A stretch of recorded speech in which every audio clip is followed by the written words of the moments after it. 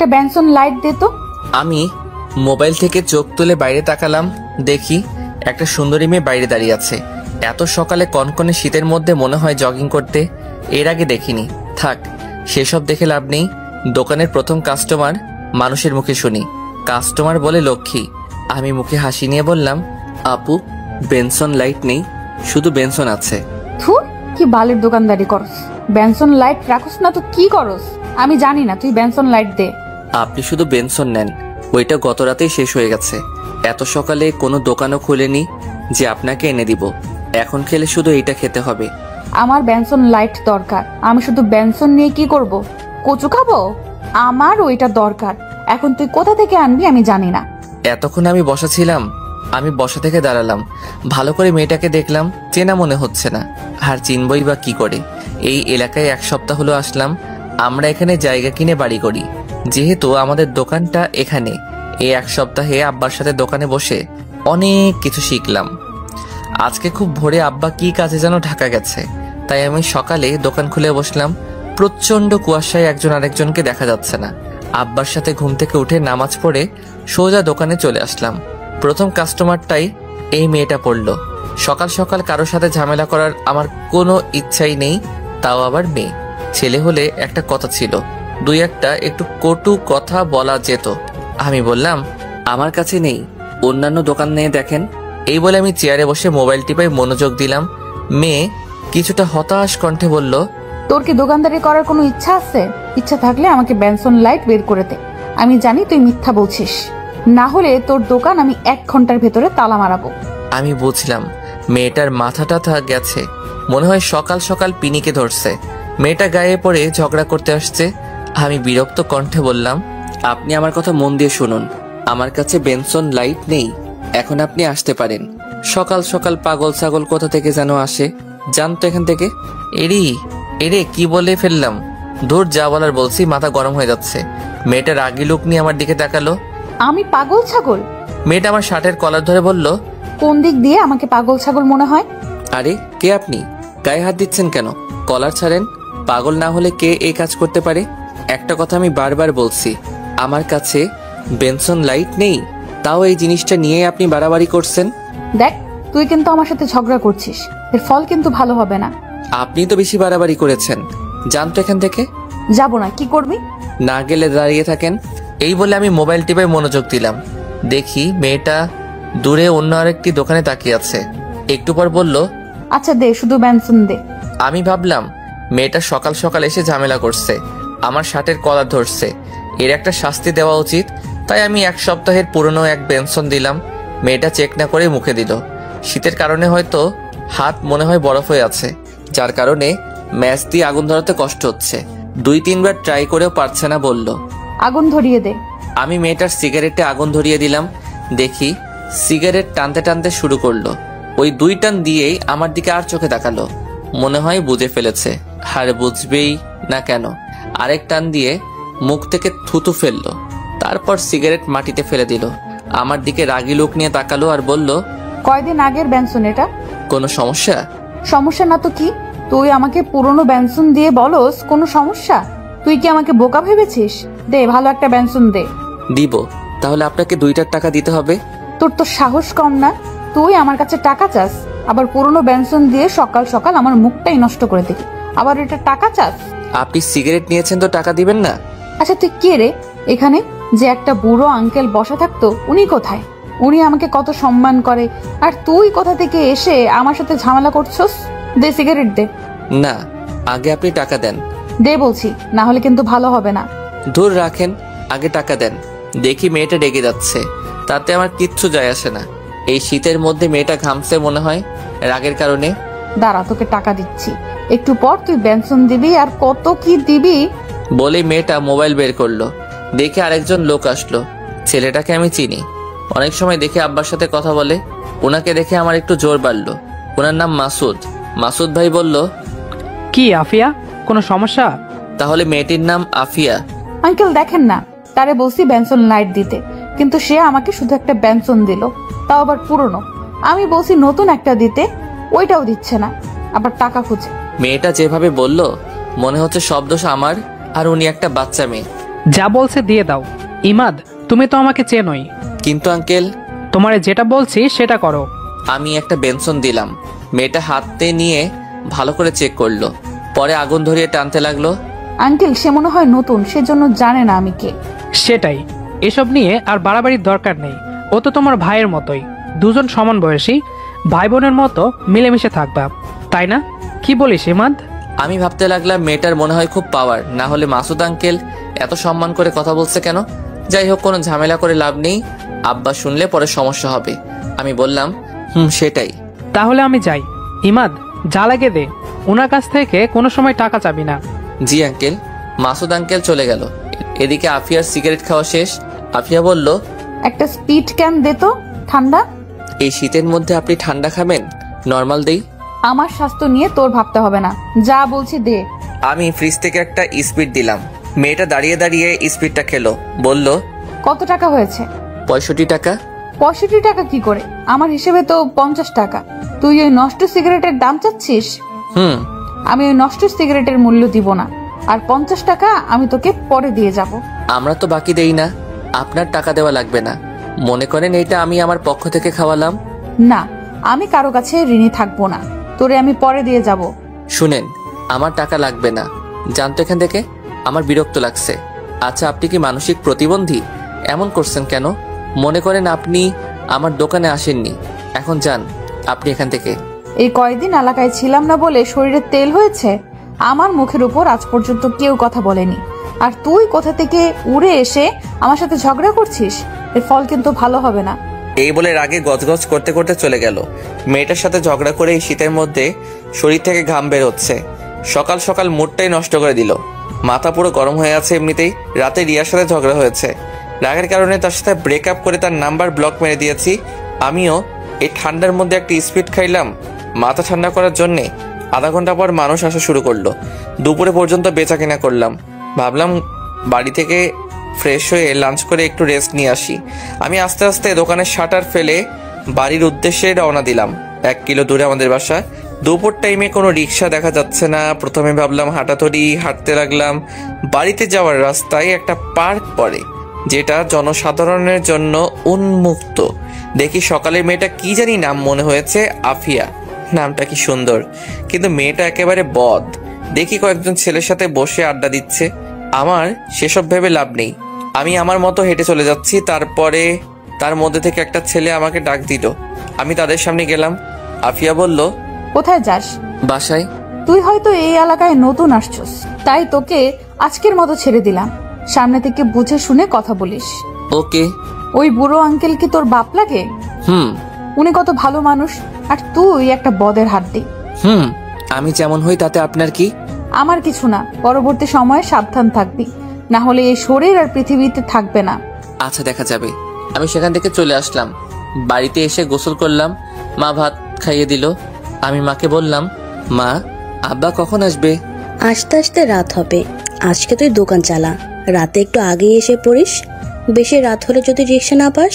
আচ্ছা। আমি আবার দোকানে এসে পড়লাম। একটু পর দেখি কিসের হুড়াহুড়ি। দেখে একটা ছেলেকে 4-5 জন ধরে মারছে। আমি তাদের আটকাতে যাব, এমন সময় আরেকজন অচেনা লোক আমাকে বলল, ওদের মারামারি ওরা করুক, তাতে তোমার কি? তুমি দোকানদার, তুমি গিয়ে দোকানদারি করো। কিন্তু ছেলেটা তো মরে যাবে। মরে গেলে যাক, তাতে তোমার কি? তুমি গিয়ে দোকানদারি করো। আমি বাধ্য ছেলের মতো দোকানে এসে দেখতে লাগলাম কি হয়। ছেলেটাকে মেরে আধামরা করে ফেলেছে। একটু পর দেখি আফিয়া বাইকে চড়ে আসলো। এসে ছেলেটার কাছে গেল। লোকজনের হুড়াহুড়িতে কিছু শুনতে পারছি না, আর দেখতে পারছি না। একটু পর একজন ছেলেটাকে নিয়ে চলে গেল। সবাই আস্তে আস্তে চলে গেল। আমি দোকানে বেচাকেনা করতে লাগলাম। একটু পর দেখে আফিয়া আসলো। বলল, একটা বেনসন লাইট দে। আমি বিরক্ত হয়ে তাকে একটা বেনসন লাইট দিলাম। ফ্রিতে খেলে তো বিরক্ত হবই। সে সিগারেট খেতে লাগলো। আস্তে আস্তে দোকানের ভিড় কমলো। দেখি আফিয়া এসে দোকানের ভিতরে একটা বসার চেয়ারে এসে বসলো। 1 কেজি আটা দে, 1 কেজি চিনি দে, 1 কেজি পেঁয়াজ দে, আর 1 হালি ডিম দে। আমি আফিয়ার মুখের দিকে তাকিয়ে রইলাম। তার চোখে চোখ রাখলাম। আমার ভয় করছে, এগুলো কি ফ্রিতে দিতে হবে নাকি? আফিয়ার চোখ আমার চোখ একসাথে হলো। আফিয়া কিছুটা লজ্জা পেয়ে চোখ নিচু করে বলল, তুই ভয় পাস না, এগুলোর জন্য আমি টাকা দিব। আমি মুখে হাসি এনে বললাম, ওকে। আমি আটা মাপা শুরু করলাম। এই ফাঁকে 2 জন ছেলে আসলো। এসে আফিয়ার সাথে কথা বলতে লাগলো। সেদিকে আমার কোনো খেয়ালই নেই। আমি আটা, পেঁয়াজ, ডিম, চিনি প্যাকেট করে সামনে দিলাম। আফিয়া তাদের সাথে অনেকক্ষণ কথা বলল। পরে দুইজন চলে গেল। আফিয়া আমার দিকে তাকিয়ে মুচকি হাসি দিয়ে বলল, এইখানে কত টাকা হয়েছে? 200। তুই তো ফ্লেক্সি লুট করস। এই নাম্বারে 700 টাকার মিনিট আর এমবি প্যাকটা দে। ওকে, আমি দিলাম। আফিয়া বলল, আমার নাম্বারটা সেভ করে রাখ, যদি কোনো সমস্যায় পড়স সাথে সাথে কল করবি। তার প্রয়োজন নেই। আরই আফিয়া দেখতে অনেক সুন্দরী, দাঁতগুলো উঁচু নিচু, যার কারণে হাসি দিলে অনেক সুন্দরী লাগে। ঠোঁটে লিপস্টিক দেওয়া। নারী হিসেবে দেখলে 100তে একজন, কিন্তু সে থাকেই ছেলেদের মতো জিন্সের শার্ট প্যান্ট, শীতের মধ্যে একটা শীতের কাপড়, পায়ে শো জুতা। সে মনে হয় খুব বড় লোক, যার কারণে এত পাওয়ার। সেসব ভেবে লাভ নেই। একজন এসে বলল 10 কেজি আটা দিতে। আমি আটা মাপতে শুরু করলাম। 10 কেজি আটা দিলে উনি সেগুলো নিয়ে টাকা দিয়ে চলে গেল। আফিয়া বলল, এগুলোর দাম রাখ, আমি যাওয়ার সময় নিয়ে যাব। কত টাকা হয়েছে? আমি হিসেব করে বললাম 900 টাকা। আর 4টা সিগারেট দে। আমাকে 1000 টাকা নোট দিয়ে বলল, সব মিলিয়ে কত টাকা হয়েছে রাখ, সকালে টাকা রেখে দে। আমি সকালে টাকা না রেখে ফেরত দিয়ে দিলাম। আফিয়া চলে গেল। আমি তার যাওয়ার রাস্তার দিকে তাকিয়ে রইলাম। মাসুদ আঙ্কেল যেহেতু বলছে ও আমার বয়সী, তাহলে আমার বয়স 23 আর ওর বয়স এমনই। এই বয়সে তোমরা কি সুন্দর স্বামীর সাথে ঘর সংসার করো, আর ওর কি অবস্থা? নিশ্চয়ই এর পিছনে একটা কারণ আছে, সে কারণটাই আমার জানতে হবে। এর মধ্যে যদি মোবাইলে কল আসলো, নাম্বার চিনি না, ফোন ধরে কণ্ঠ শুনে আমি বুঝতে পারলাম এটা রিয়া। ফোন দিছস কেন? তোর সাথে ব্রেকআপ? আমার কথা শোন, আমি খুবই দুঃখিত। আসলে আমি বুঝতে পারিনি তোরে আমি ভালোবাসি ইমাদ, তোর ছেড়ে আমি বাঁচবো না। এটা তো আমি লাস্ট 2 বছর ধরে শুনে আসছি। সত্যি বলছি। আমি তোরে পরে ফোন দিচ্ছি, এখন দোকানে আছি। আচ্ছা ফোন দিস মনে করে। আমি একাধারে রাত 10টা পর্যন্ত বেচা কিনা করলাম, কিন্তু মানুষ আসছেই না। ভাবলাম চলে যাই, না হলে রিক্সা পাবো না। কিন্তু না, দোকান বন্ধ করতে করতে 11টা বেজে গেল। আমি দেখি আফিয়ার প্যাকেট পড়ে রইল, সে এখনো আসেনি। দূর না আসলে নাই, এমনিতে দেরি হয়ে যাচ্ছে। সারাদিনের বেচারাটার সাথেই নিলাম। একা যাওয়ার রিক্সা না পেলে দোকানে রাত কাটতে হবে। আশেপাশে তাকিয়ে দেখি কোনো রিক্সা নেই। মা অলরেডি 3 বার ফোন দিয়ে ফেলেছে। এমন সময় দেখি আফিয়া কোথা থেকে জানি আসলো দৌড়ে, বলল, দে আমার প্যাকেট দে। আমি প্যাকেট দিলাম। আফিয়া বলল, কোনো রিক্সাই তো দেখছি না, কি করে বাড়ি যাব? আপনার না কত ছেলে পেলে আছে, ওদের বলেন আপনাকে নিয়ে যেতে। এটা বলাতে আফিয়া আমার দিকে তাকালো, কিন্তু কিছু বলল না। দোকানের সামনে অনেকক্ষণ দাঁড়িয়ে রইলাম, কোনো রিক্সায় আসছে না। প্রচুর কুয়াশা পড়ছে। খেয়াল করলাম আফিয়ার শরীরে তেমন শীতের কাপড় নেই, শুধু পাতলা একটা গেঞ্জি শার্টের উপরে। ও যে শীতে কাঁপছে সেটা আমি ভালো করে বুঝতে পারছি। আমার গায়ে একটা লেদার আছে আর একটা শীতের চাদর। ভাবলাম চাদরটা দেই, কিন্তু যে অ্যাটিটিউড, নেয় নাকি সন্দেহ। আমরা না নিলে আমার কি? শীতে কাঁপছে সে, আমার কি? আমি বললাম, প্রচুর শীত পড়ছে, এই চাদরটা নিন। তোর তো সাহস কম না, তুই আমার শরীরের দিকে নজর দিয়েছিস। বুঝতে পারছি এত রাতে কেউ নেই বলে। আজ পর্যন্ত আমার দিকে কোনো ছেলে নজরে তাকানোর সাহস পায়নি, আর তুই কোথা থেকে উড়ে এসে আমার শরীরের দিকে নজর দিস? তোর এই 2 চোখ আমি তুলে নেব। একশেষে কথাগুলো বলল। আমি এমন কথা শুনে অবাক। উপকার করতে চাইলাম আর উল্টা বাস দিয়ে দিল। দূর এমন মেয়ের সাথে কথা বললে মুখ নষ্ট। যাহার নামে যাক, তাতে আমার কি? মা আবার কল দিল। পরিবারের একমাত্র ছেলে আমি, ছোট বোন আছে বিবাহিত। এখন বাড়িতে মা একা। মা বলল, আজকে আসবি নাকি? আসবো তো, কিন্তু কোনো গাড়ি পাচ্ছি না। আব্বা গাড়িতে আসলে বলল একটা আগাইতে। তোর আব্বা এখনো আসেনি, রাস্তায় আছে। কি করব এখন? তুই আস্তে আস্তে হাঁট, আমি আগাইতাছি। আচ্ছা। আমি হাঁটা ধরলাম। বাড়িতে যাওয়ার রাস্তা সোজা, চারপাশে বাড়িঘর আছে, জায়গায় জায়গায় ল্যাম্পপোস্ট। তা এরপরও কেন জানি ভয় করে এলাকাটা নির্লজ্জ। খেয়াল করলাম আমার পিছনে আফিয়া হাঁটছে। মনে হয় কোনো উপায় না পেয়ে আমার পিছনে হাঁটা ধরছে। আমি দাঁড়িয়ে গেলাম, তার দিকে এগিয়ে গেলাম। আফিয়া বলল, আমার দিকে আসবি না, এর ফল কিন্তু ভালো হবে না। ভুলে যাস না, রাতের পর কিন্তু সকাল আছে।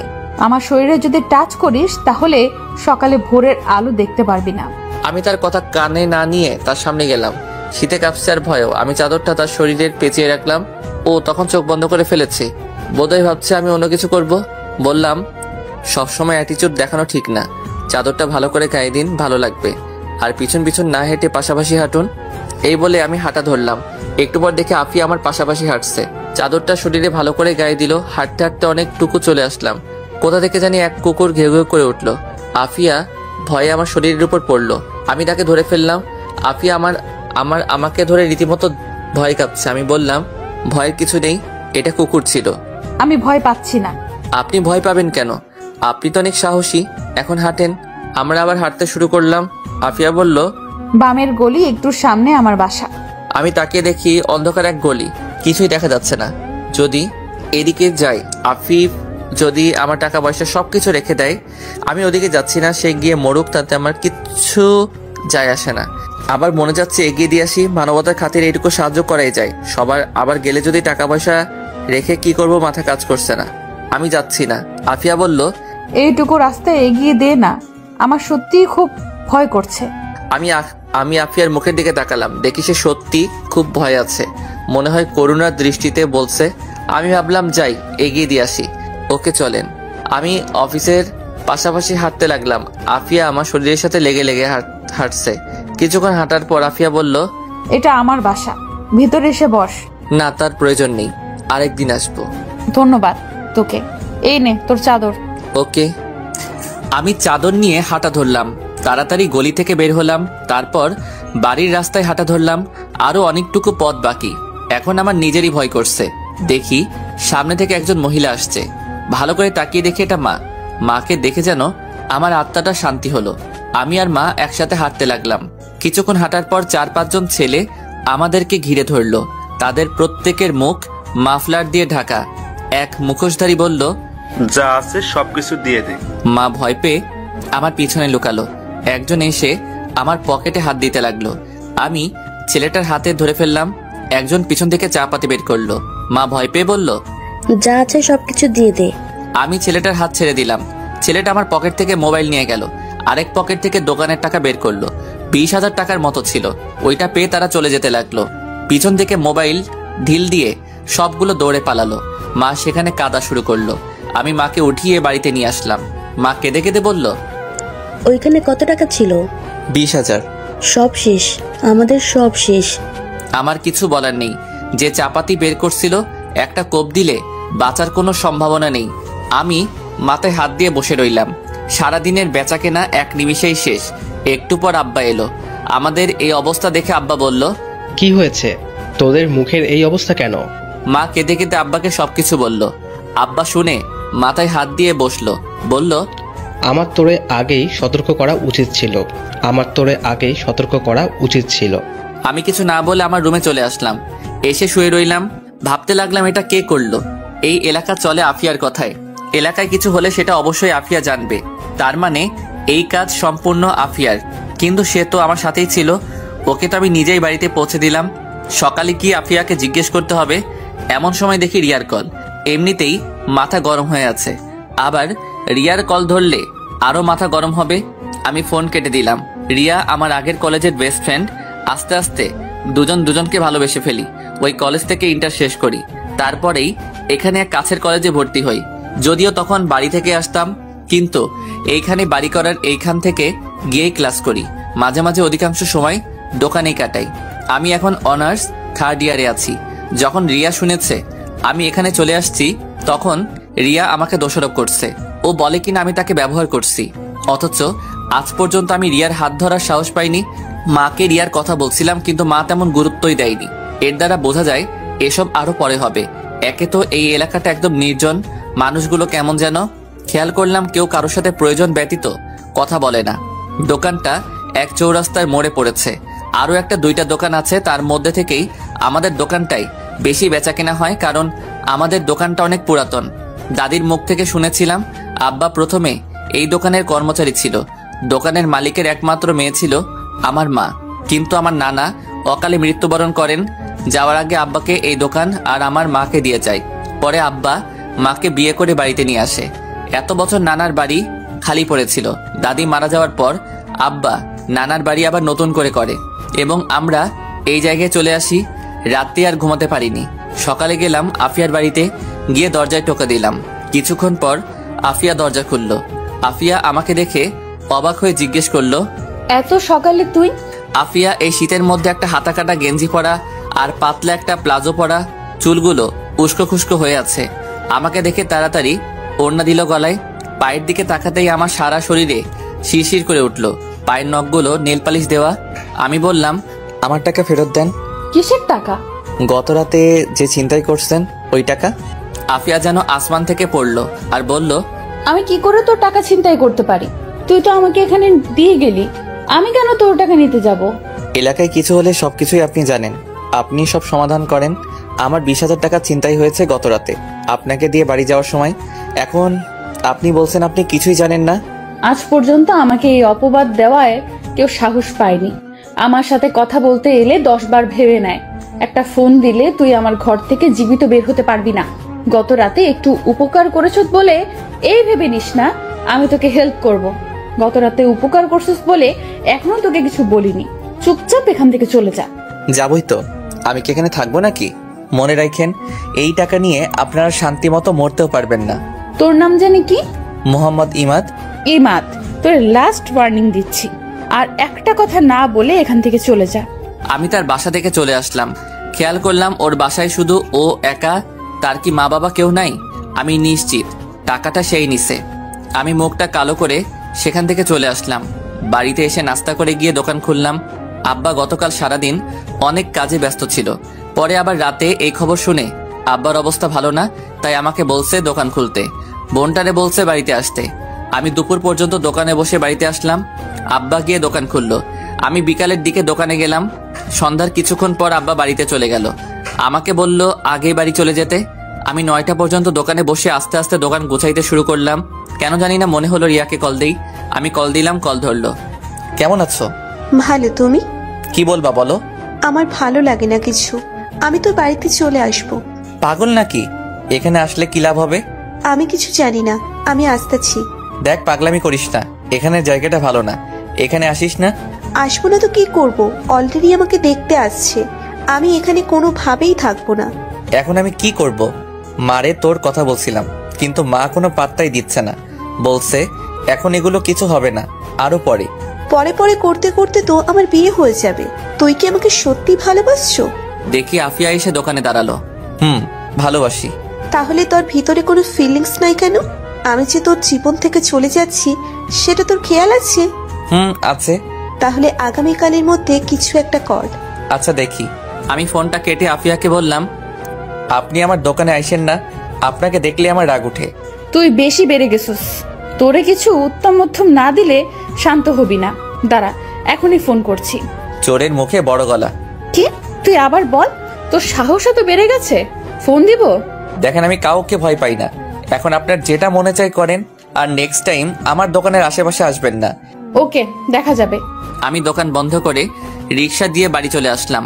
পরদিন খুব সকালে গিয়ে দোকান খুললাম। সকালে আবার দেখি আফিয়া আসলো। মেজাজটাই খারাপ হয়ে গেল। আফিয়া এসে বলল, একটা সিগারেট দে। কি বেহায়া মেয়ে রে বাবা, লজ্জা শরম বলতে কিচ্ছু নেই। আফিয়া দেখি শুনেও না শোনার ভান করছে। আফিয়া ঠোঁটে গাঢ় লিপস্টিক দেওয়া। এত সকালে আফিয়া কোথায় যায়? জগিং করতে? কিন্তু সে তো অত মোটাও না, যেখানে মনে চায় সেখানে যাক। আমি আফিয়ার মুখের দিকে তাকালাম এবং তার চোখে চোখ রাখলাম। সেও আমার চোখে চোখ রাখলো, কিন্তু সে বেশিক্ষণ আমার চোখে চোখ রাখতে পারলো না। চোখ অন্যদিকে ঘুরিয়ে মুখটা ভেঙচি কেটে বলল, সিগারেট দিবি নাকি যাব? এই নেন। আফিয়া সিগারেট ধরিয়ে দোকানের ভিতরে বসলো। আমি সিগারেটের ধোঁয়ায় নাক মুখ মাফলার দিয়ে ঢেকে ফেললাম। আমার অবস্থা দেখে মুখে একটা ভেঙচি কাটলো। আমি বললাম, আচ্ছা কে টাকা নিয়েছে বের করতে পারবেন? বের করতাম, কিন্তু তুই এসে সরাসরি আমাকে দোষারোপ করছিস। ও, তুই সেই টাকার আশা ছেড়ে দে। কেন? এই টাকা যদি জানতে পারি কে নিয়েছে তাহলে আমি সরাসরি থানায় মামলা করব। এই এলাকায় কোনো পুলিশের পাওয়ার নেই। এই এলাকা চলে আমার কথায়, আর এলাকার মেম্বার চেয়ারম্যান আমার পায়ের নিচে। তাই নাকি? তোর বিশ্বাস হয় না? না, আমার কাছে আপনি একটা দুর্বল নারী, যার আছে অনেক স্বপ্ন। চুপ। এই বিষয়ে তোরে কে বলছে কথা বলতে? আচ্ছা, আপনাকে একটা প্রশ্ন করি। কর। আপনার মা বাবা নেই? এমন প্রশ্ন করাতে আফিয়ার মুখটা মুহূর্তেই কালো হয়ে গেল। মুখে হাসি এনে বলল, না। কিন্তু মুখের হাসিটা কান্নার চেয়ে করুণ দেখালো। পরক্ষণে খেয়াল করলাম আফিয়ার চোখে পানি। অনেক কষ্টে কান্না আটকাতে চেষ্টা করলো, কিন্তু আটকাতে পারলো না। চোখ দিয়ে অঝরে পানি পড়ছে। আমি তাড়াতাড়ি টিস্যু দিলাম। আফিয়া চোখ মুছলো, বলল, ধুর, শুধু শুধু চোখে পানি চলে আসলো। যাই হোক, আজকে দুপুরে তোর দাওয়াত আমার বাড়িতে। কি? আমাকে? কেন? এমনি। এটা ভালো লক্ষণ নয়, এটা ভালো লক্ষণ নয়। আমি যাচ্ছি না। ওকে, তোর ইচ্ছা। আরো অনেক ছেলে পেলে যাবে, তাই তোকেও বললাম। আচ্ছা, আব্বারে পাঠিয়ে দিব। ওকে, আচ্ছা আমি যাই। আপনাকে কে বলছে এখানে বসতে? আফিয়া মুখটা ভেঙচি দিয়ে চলে গেল। আমি ভাবলাম টাকা তো দিল না, পরে রেখে দিব। আফিয়ার বুকে অনেক জমানো কষ্ট লুকিয়ে আছে, সেসব দেখে আমার কি। ও একটা বখাটে মেয়ে, কত ছেলের সাথে শুয়েছে কে জানে, যত সব ফালতু মেয়ে। পরক্ষণে রিয়ার কথা মনে পড়লো। আজকেই মার সাথে কথা বলতে হবে। রিয়াকে আমি হারাতে পারবো না, ওকে আমি সত্যি অনেক ভালোবাসি। এখন মার সাথে কথা বলে আজকে একটা সিদ্ধান্ত নিতে হবে। কিছুক্ষণ পর আব্বা আসলো, আমি বাড়ি চলে আসতে লাগলাম। ওই পার্কের একটা বেঞ্চে গিয়ে বসলাম, রিয়াকে কল করলাম। দ্বিতীয়বার ট্রাই করলে ফোন ধরলো। এতক্ষণ লাগে ফোন ধরতে? রান্না করেছিলাম। কি রান্না করছো? আমি মাঝে মাঝে রাগের কারণে রিয়াকে তুই করে বলি, রিয়াও আমাকে তুই করে বলে, কিন্তু অধিকাংশ সময় আমরা তুমি করে কথা বলি। ভর্তা খাবা? হুম। তাড়াতাড়ি আমাকে নিয়ে যা, তোমাকে সারা জীবন আদর করে ভর্তা খাবো। সেটাই করব। তোমার মারে বলছো? কি বলছে? এখনো বলিনি। যদি তোমার মা না করে? কিছু তো একটা করব, তুমি কোনো টেনশন করো না। ওকে ওকে। এখন ভিডিও কল দাও, তোমাকে দেখতে ইচ্ছে করছে। রিয়া ভিডিও কল দিল। রিয়াকে দেখে আমার মনটা শান্তি হলো। আমি বললাম, এক কাজ করো, আজকে সেজেগুজে ভিডিও কল দাও। না। কেন? আমাকে নিয়ে যাও, পরে তুমি যতবার বলবে ততবার সাজবো। আচ্ছা। ফোন রাখি, মা আসছে। এই বলে রিয়া ফোনটা রেখে দিল। দেখি কুয়াশা কেটে যাচ্ছে, সূর্য কুয়াশায় পাহাড় ভেঙে একটু একটু উকি দিচ্ছে। সকালে রৌদ্র এসে আমার শরীরে পড়ল। শরীরের মধ্যে এক অসাধারণ অনুভূতি কাজ করলো। মন চাচ্ছে না এখান থেকে উঠে যেতে। দেখি আফিয়া পার্কের ভিতরে ঢুকলো। তারে দেখেই মুডটা অফ হয়ে গেল। ও কি সারাদিন পুরো এলাকায় ঘুরে বেড়ায়? আমাকে দেখে আমার এখানে আসলো আর বলল, কি মিস্টার দোকানদার, এখানে কি? কিছু না, এমন মিষ্টি রোদ মিস করতে পারি তাই চলে আসলাম। হ্যালো। আচ্ছা, আপনি তো অতটা মোটা না, কিসের জগিং করেন আপনি? সকালে আমি ঘুমাতে পারি না, তাই বাইরে বের হই। সকালে ঠান্ডা ফ্রেশ বাতাস আমি কোনোভাবেই মিস করতে পারি না। যেদিন আমি মিস করি দিনটা এতই খারাপ যায় তা বলে বোঝাতে পারবো না। এটা ভালো। এই অভ্যাসটা আমার আব্বার ছিল, প্রতিদিন সকালে আমাকে সাথে নিয়ে বের হতো, তাই ছোটবেলা থেকেই আমার এই অভ্যাস। ভালো, ফ্রেশ বাতাস নেন, আমি যাই। এই বলে আমি উঠে বাড়ি চলে আসলাম। এসে নাস্তা করলাম। নাস্তা করে ভাবলাম যাই মার সাথে রিয়ার ব্যাপারে আলোচনা করা যাক, মারে রাজি করাতে পারলেই হবে। আমি মায়ের ঘরে গিয়ে টোকা দিলাম। মা বলল ভিতরে আসতে। মা বলল, কি হয়েছে?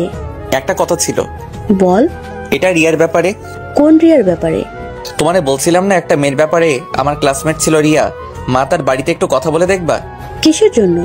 মেয়েটাকে বাড়ি থেকে বিয়ের জন্য চাপ দিচ্ছে, কিন্তু ও আমাকে চায়। এখন কি বলবো? ও তোকে চাই তো আমি কি করব? এসব প্রেম ভালোবাসায় আমি এক বিন্দু পরিমাণে বিশ্বাস করি না। এগুলো সেকেন্ডের ব্যাপার। এই আছে এই নেই। আছে আবেগের ঠেলায় বলছে তোকে ভালোবাসে। তোর থেকে ভালো কোনো ছেলে পাক, এক মুহূর্ত লাগবে না তোকে ভুলতে।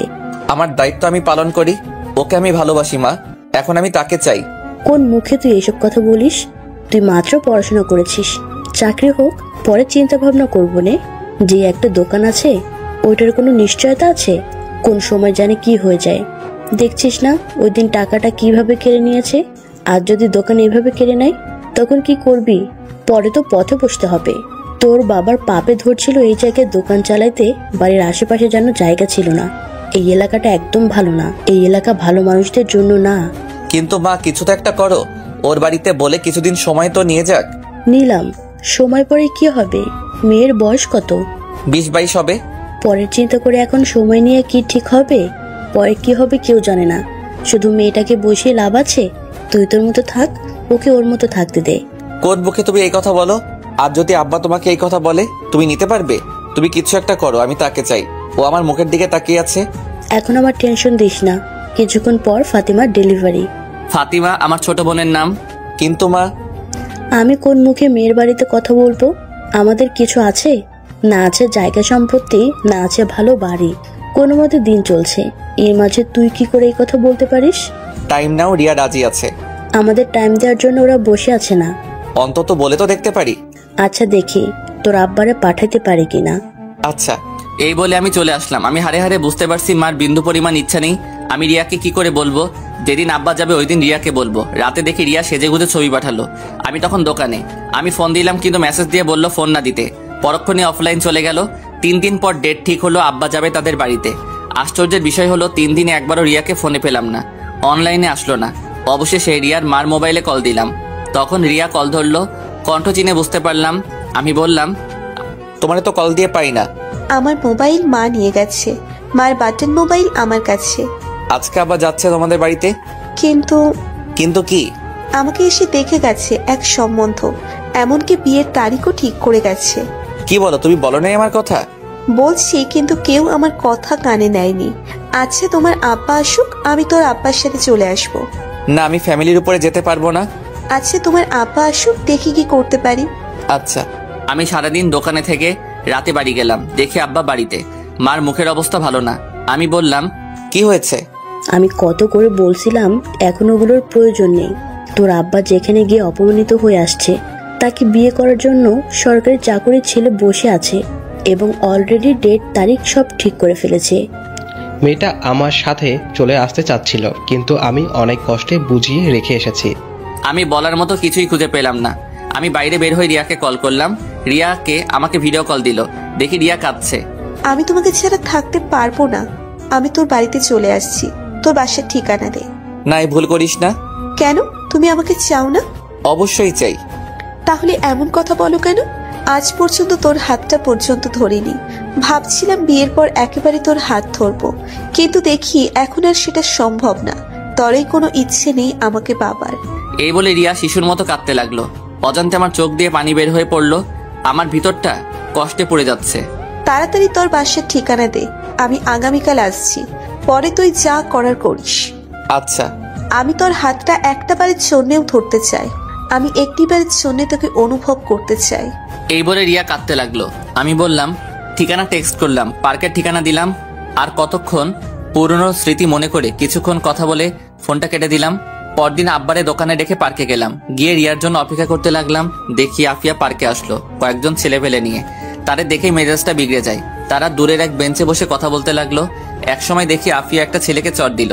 চড় খেয়ে ছেলেটা মাটিতে পড়ে গেল। আফিয়া ছেলেটিকে আরো কি কি জানি বলল। দেখি রিয়া রিক্সা থেকে নেমে পার্কের ভিতরে প্রবেশ করলো। আমি ইশারা দিলাম। রিয়া আমার কাছে আসলো, এসে আমাকে জড়িয়ে ধরলো, ফুপিয়ে কেঁদে উঠলো। আমি তার পিঠে হাত রেখে সান্ত্বনা দিতে লাগলাম। আমি রিয়াকে আমার পাশে বসালাম। রিয়া আমার হাতে হাত ধরলো, আমার কাঁধে মাথা রেখে কাঁদতে লাগলো। রিয়া বলল, আমি তোমাকে হারাতে চাই না। আমিও। চলো না, এখন গিয়ে বিয়ে করে ফেলি, পরেরটা পরে হবে। কিন্তু বুঝেছি, তোমারই কোনো ইচ্ছে নেই। শুনেছি সত্যিকার ভালোবাসা বলে কখনো কাউকে ভয় পায় না। আসলে তুমি আমাকে সত্যিই ভালোবাসো না। বাসি না, বাসলে কি আর এত কিছু করতাম? সবার আগে ফ্যামিলি। যারাই ফ্যামিলির উপরে গিয়েছে তারাই শেষ হয়ে গেছে। কতই না ভালো হতো যদি সারাটা জীবন একসাথে থাকতে পারতাম। এখনো হয়তো সময় আছে। এভাবে আমাকে দূরে থেকে ভালোবেসে যেতে পারবা? হয়তো তোমার এই একটু ভালোবাসা নিয়ে আমি সারাটা জীবন কাটিয়ে দিতে পারবো। কোনো কি উপায় নেই? উপায় আছে, কিন্তু এমনও হতে পারে সেটা বেশি দিন স্থায়ী হবে না। তার চেয়ে ভালো না এমন একটা জায়গায় যাওয়া, সেখানে আজীবন স্থায়ী হওয়া। কিন্তু তুই প্রমিস করো, আজীবন তুমি আমার সাথে সম্পর্ক রাখবা, আমাকে ভুলবা না কোনোদিন। কথা দিলাম, তোমার সাথে আজীবন যোগাযোগ রাখবো। মনে করবে আমি তোমার পাশে আছি সব সময়। মনে আছে আমরা দুজন প্রেমে পড়ার আগে কি রকম ছিলাম? ঠিক সেই রকম ভাবে আমাদের সারাটা জীবন কাটিয়ে দিব। ওকে, তুমি কোন মেয়েকে বিয়ে করবা সেটা আমি সিদ্ধান্ত নিব। আমার পছন্দই তোমার পছন্দ। আচ্ছা, এখন একটু হাসো, তোমার হাসিটা অনেক দিন ধরে মিস করছি। রিয়া একটা মুচকি হাসি দিল। দূর থেকে যতই বলতাম রিয়া আমাকে দোষারোপ করতো, আর কোনো অঘটন ঘটিয়ে ফেলতো। কাছে থেকে বুঝিয়ে বলাতে ও কিরকম মেনে নিল। এমন নয় যে আমি রিয়াকে ভালোবাসি না। ধরলাম আমি রিয়াকে বিয়ে করলাম তার ফ্যামিলিকে না জানিয়ে। এক্ষেত্রে রিয়ার কোনো অস্তিত্ব থাকবে না। কোনোদিন শখ করেও নিজের বাপের বাড়ির নাম বলতে পারবে না। যার কোনো অস্তিত্বই নেই তার আবার কিসের স্বপ্ন সুখ? কিছুদিন পর আমি হয়ে যাব তার কাছে নরক। তার চেয়ে ভালো না দূর থেকে দুজনকে ভালোবেসে যাব। আমাদের এরকম মিশিয়ে বসাতে আফিয়া প্রশ্নবোধক মুখ নিয়ে আমাদের কাছে আসলো আর বলল, কি মিস্টার দোকানদার, গার্লফ্রেন্ড নাকি? কিন্তু তোমরা এইভাবে মিশিয়ে বসে আছো কেন? এটা তো পাবলিক প্লেস। আসলে আপু, কিছুদিন বাদে আমার বিয়ে। দুর্ভাগ্যবশত আমার বিয়েটা ইমাদের সাথে হচ্ছে না, তাই ইমাদকে লাস্ট বিদায় জানাতে এসেছি। ভালো, তোমরা দুজন একটু ভিন্ন টাইপের। আপু, কি রকম? আমি যতটুকু জানি, কোনো ছেলের গার্লফ্রেন্ডের বিবাহ হলে তাদের বিচ্ছেদের সময় একজন আরেকজনকে গালাগালি, মারামারি, হ্যানত্যান সবকিছু, এমনকি একজন আরেকজনকে খুনও করে ফেলে। আর তোমরা দুইজন কি সুন্দর হাসি মুখে দুজন দুজনকে বিদায় দিচ্ছ। হয়তো এর মধ্যে কোনো কল্যাণ আছে। জি আপু। আসলে কি জানো, ভালোবাসার মানুষটিকে বিয়ে না করাই শ্রেয়। কারণ বিয়ে করলে মানুষটি থেকে যায়, কিন্তু ভালোবাসাটা আর থাকে না। কিন্তু আমি ইমানকে ভালোবাসি। বিয়ের পর ওকে আমি দূর থেকে ভালোবেসে যাব। সেটাই ভালো, তোমরা থাকো, আমি যাই। আফিয়া চলে গেল। আমি বললাম, চলো মার সাথে দেখা করে যাবে। চলো। আমি রিয়াকে বাসায় এনে মার সাথে পরিচয় করিয়ে দিলাম। কি আজব, মার সাথে সেকেন্ডের মধ্যে মিশুক হয়ে গেল। কি কথা লাগিয়ে দিল। যাওয়ার সময় রিয়া মার কাছে দোয়া চাইলো, পরে দোকানে নিয়ে আসলাম। আব্বার কাছে থেকে বিদায় নিয়ে দোয়া চাইলো, পরে বাস স্টেশনে নিয়ে গেলাম। শেষমেশ বিদায়ে রিয়া কেঁদে দিল, আমাকে জড়িয়ে ধরে রাখলো। বাসে উঠিয়ে দিয়ে দোকানে চলে আসলাম। ইচ্ছে করে রিয়ার বিয়ের তারিখটা জানি নাই, কারণ ওই দিনটাই কষ্ট হতো বেশি। এখন মনে হবে রিয়া এখন আমার জন্য ওয়েট করছে। কষ্ট দূর করার জন্য যতটা সম্ভব রিয়াকে ভুলে থাকাই ভালো। দোকানে আসলে আব্বা বাড়ি চলে গেল। সন্ধ্যা ছুঁই ছুঁই, সন্ধ্যার সময় দেখি কুয়াশা পড়া শুরু করছে। তাড়াতাড়ি বাড়ি চলে যাই। এইভাবে অনেকদিন চলে গেল। বিয়ের 1 সপ্তাহ পর রিয়া তার স্বামীর সাথে আমার পরিচয় করিয়ে দিল। তার স্বামীও খুব মিশুক। অল্প কথাতেই দুজন বন্ধুর মতো হয়ে গেলাম। মাঝে মাঝে আমাকে ফোন দিয়ে রিয়া কি পছন্দ করে, কি অপছন্দ করে, এটা সেটা জিজ্ঞেস করে। মানে তাদের সংসার ভালোই চলছিল। এটা দেখে আমি খুব খুশি, কিন্তু আমার মনের ভিতর একটা চিনচিন কষ্ট ভারী দেয়। কারণ রিয়াকে নিজের মতো করে পেলাম না। হয়তো রিয়া সেটা আমার চোখে দেখতে পায়। দেখলে আর কি লাভ। ভাবলাম রিয়ার সাথে আর কোনো সম্পর্ক রাখা যাবে না। তার সাথে কথা বললেই পুরনো স্মৃতি মনে হয়। তখন ভিতরে থেকে চাপা কান্না চলে আসে। আস্তে আস্তে রিয়ার কল ইগনোর করতে লাগলাম। এভাবে মাসখানেক চলে গেল। দোকানের মধ্যে এখন আমি বেশি সময় থাকি, কারণ আব্বা বছরখানেক আগে স্ট্রোক করেছিল, যার কারণে বেশি প্রেশার নিতে দেই না। এই 1 মাসের মধ্যে আব্বা পুরো দোকান আমাকে বুঝিয়ে দিয়ে দিল। ভালোই চলছিল দিনকাল। একদিন রাতে ঠিক করলাম রাতে দোকানে কাটিয়ে দিব, কারণ দেরি হয়ে গিয়েছিল। পৌষ মাসের শীত মাত্র পড়েছে, বাইরে কুয়াশা ছাড়া কিছুই নেই। দোকান পরিষ্কার করতেছিলাম, এমন সময় দেখি আফিয়া কোথা থেকে জানি দৌড়ে আসলো আর বলল, 1 কেজি তেল দে, আর মুখে দেওয়ার জন্য ভালো ক্রিম দে, আর একটা সুই দে, 1 প্যাকেট নুডলস। রাতে সুই দিতে পারবো না। দে দে। আরো কয়েকটা জিনিসের নাম বলল। আজকে সিগারেট চাচ্ছে না। আমি বললাম, সিগারেট দিব না। না রে, ঠান্ডা লাগছে। ও। আমি আস্তে আস্তে সবগুলো জিনিস দিলাম। বলল, কত টাকা হয়েছে? 950 টাকা। আফিয়া আমাকে একটা 1000 টাকার নোট দিল। টাকাটা হাতে নিয়ে আমি টাকার কোড নাম্বারের দিকে তাকালাম। আমি সবসময় কারো কাছ থেকে বড় টাকার নোট পেলে অথবা দিলে আমি কোড নাম্বারটা দেখে নেই, যাতে উনি অস্বীকার করতে না পারে অথবা জাল বলে ঝামেলায় ফেলতে না পারে। ওই দিন আফিয়া একটা 1000 টাকার নোট দিয়েছিল। ওই দিন আমি কোডটা ভালো করে দেখেছিলাম, কারণ আফিয়া এমনিতে তেরা টাইপের মেয়ে। কিন্তু খেয়াল করে দেখলাম ওই দিন যে টাকা দিয়েছিল সেই টাকার লাস্টের কোড আর আজকের টাকার লাস্টের কোড এক। ওই দিন টাকা ছিনতাই হয়ে গিয়েছিল, সেই ছিনতাই করা টাকার মধ্যে আফিয়ার দেওয়া ওই টাকাটা ছিল। দুর্ভাগ্যবশত আফিয়া আজকে আমাকে এই টাকাটা এনে দিল। তার মানে ওই দিন ছিনতাইটা আফিয়া করছিল, হয়তো সে করেনি, অন্য কাউকে দিয়ে করিয়েছে। মহান আল্লাহর কি লীলা খেলা। আফিয়া বলল, কি এত দেখছিস, আমাকে বিদায় কর, বাসায় যেতে হবে। বাসায় তো যাবেন, তার আগে আমার কিছু প্রশ্নের উত্তর দিন। তাড়াতাড়ি বল। চেয়ারে বসেন, দরকার হলে আমি এগিয়ে দিয়ে আসবো। আফিয়া চেয়ারে বসলো। আমি বললাম, মনে আছে মাসখানেক আগে বলছিলাম আমার 20,000 টাকা ছিনতাই হয়ে গিয়েছিল? মনে আছে। এর আগের দিন রাতে আপনি আমার কাছ থেকে কিছু টাকার মাল কিনেছিলেন। আপনি যে 1000 টাকার নোট দিয়েছিলেন ওই টাকাটা ছিনতাই হওয়া টাকার মধ্যে ছিল, কিন্তু আজকে এই 1000 টাকা ওই দিন আপনার দেওয়া 1000 টাকা। আমি যদি বলি এক, এটা কি আপনি বিশ্বাস করবেন? না, বিশ্বাস করব না। কেন বিশ্বাস করবেন না?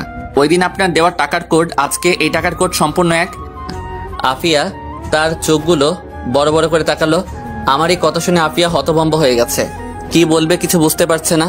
তোতলাতে তোতলাতে বলল, আমি কিছু জানি না, আমি কিচ্ছু জানি না। আর ওই দিনের টাকার কোড আর আজকের টাকার কোড এক, এটা বললেই আমি বিশ্বাস করব? আপনি বিশ্বাস করতে বাধ্য। প্লিজ আফিয়া, আমার টাকাটা দিয়ে দেন। আমি তোর টাকা নেইনি। ওকে? না, আপনি নিয়েছেন। আমি নেইনি। আপনি নিয়েছেন, না হলে ওই দিনের টাকার কোড আর আজকের টাকার কোড এক কেন? আপনি ছাড়া তো অনেক মানুষ আছে, তাদের কাছে তো টাকাটা যেতে পারতো, আপনার কাছেই কেন? স্বীকার করেন। যা, আমি নিয়েছি, এখন কি করবি কর, তুই আমার কিছুই করতে পারবি না। কি নির্লজ্জ মেয়ে, প্লিজ আমার টাকাটা ফেরত দিয়ে দেন। তোরে একটা টাকাও দিব না, এখন দেখি তুই কি করিস। এই আমি উঠলাম। আমি তার কিছুই করতে পারবো না, এটা আমি ভালো করেই জানি। আব্বা জানলে আব্বাও কিছু করতে পারবে না, তার চেয়ে ভালো তাদের না জানানো। টাকার আশা আমরা আরো অনেক আগেই ছেড়ে দিয়েছি। এখন দেখি আফিয়াকে ফাপড় টাপড় দিয়ে কিছু নিতে পারি কিনা। জানি কিছুই করতে পারবো না। আমি বললাম, দেবেন না? না, দিব না। আমি ভাবতেছি আফিয়ার দুর্বল জায়গায় আঘাত করব। না থাক, মেয়েটাকে কাঁদিয়ে লাভ নেই, ওকে দেখা যাক। আফিয়া বাইরে তাকিয়ে দেখে কোনো গাড়ি নেই। আফিয়া বলল, বাসায় যাবি না? না, আজকে দোকানে থাকবো। এখন আমি কি করে বাসায় যাব? আমার দিকে তাকিয়ে মুচকি হাসি দিয়ে বলল, একটু এগিয়ে দিবি? ধুর, আপনি কে? আপনাকে চিনি না, বের হন দোকান থেকে। টাকা চুরি করে বলে, আবার বড় বড় কথা বলে। আপনার মতো মেয়েরা লাস্টে মানুষের লাত্তি উষ্টা খেয়ে মরে। এমন করতেছিস কেন? একটু হেল্পই তো চাইছিলাম। ওই দিন তো আপনার হেল্প করেছিলাম, ওল্টা আমার পিঠে লাথি মারলেন। এলাকায় অন্য কেউ ছিল না? আসলে আমি জানতাম না ওরা তোর টাকা ছিনতাই করেছে। পরদিন সকাল পর্যন্ত আমি জানতাম না। তুই যখন আমার সাথে রাগারাগি করে চলে গিয়েছিলি, পরে আমি খোঁজ নিয়ে জানতে পারি তোর টাকা ছিনতাই করেছে। পরে ভাবলাম তোর কাছে ছোট হয়ে লাভ কি, তার চেয়ে ভালো না জানানো। অনেক ভালো কাজ করছেন, এখন দোকান থেকে বের হন। ইমাদ, সরি। সরি আমি বুঝি না, আমি টাকা ফেরত চাই। 20,000 টাকা কামানো খুব কষ্ট। চোরটা টাকার মর্যাদা কি বুঝবে? আফিয়ার মুখটা মুহূর্তের মধ্যে কালো হয়ে গেল। মনে হচ্ছে লজ্জায় কি বলবে কিছুই বুঝতে পারছে না। আমি আমার টাকা ফেরত চাই। এখন যেটা করার দরকার আমি সেটা করব। খেয়াল করলাম আফিয়ার চোখের কোণে পানি জমে গেছে। ধপ করে চেয়ারে বসে পড়ল, হাত দিয়ে মুখ থেকে ফেললো। কিছুক্ষণ পর আফিয়া তার মোবাইল দিয়ে বলল, এই নে তোর টাকা, এখন প্লিজ আমাকে বাসায় এগিয়ে দে। মন থাকলে আর জীবনেও তোর দোকানে মুখ দেখাবো না। টাকা ছিনতাই করে আবার অভিমান দেখায়, তাতে আমার কি? আমি আফিয়ার হাত থেকে মোবাইল নিলাম। মোবাইল দেখে আইফোন 12। মোবাইল দেখে আমি অবাক। আফিয়া আইফোন 12 চালায়, এটা যেন আমি বিশ্বাস করতে পারতেছি না। চালাইতে পারে, পাবলিকের টাকা মেরে মেরে খায়। যাই হোক, 20,000 টাকার বেশি উঠে যাবে, সেটা আপনার ইচ্ছা। এখন আমাকে বাসায় দিয়ে আয়। পারবো না। প্লিজ। ওকে। আমি দোকান তালা মেরে বের হলাম। আফিয়া আমার সাথে ঘেসে ঘেসে হাঁটছে, মনে হয় ভয় পাচ্ছে। আফিয়ার শরীর থেকে মিষ্টি একটা গন্ধ ভেসে আসছে। কিছুক্ষণ হাঁটার পর আফিয়ার বাড়িতে পৌঁছালাম। আফিয়া বলল, ভেতরে এসে বস। না থাক, আমি যাই।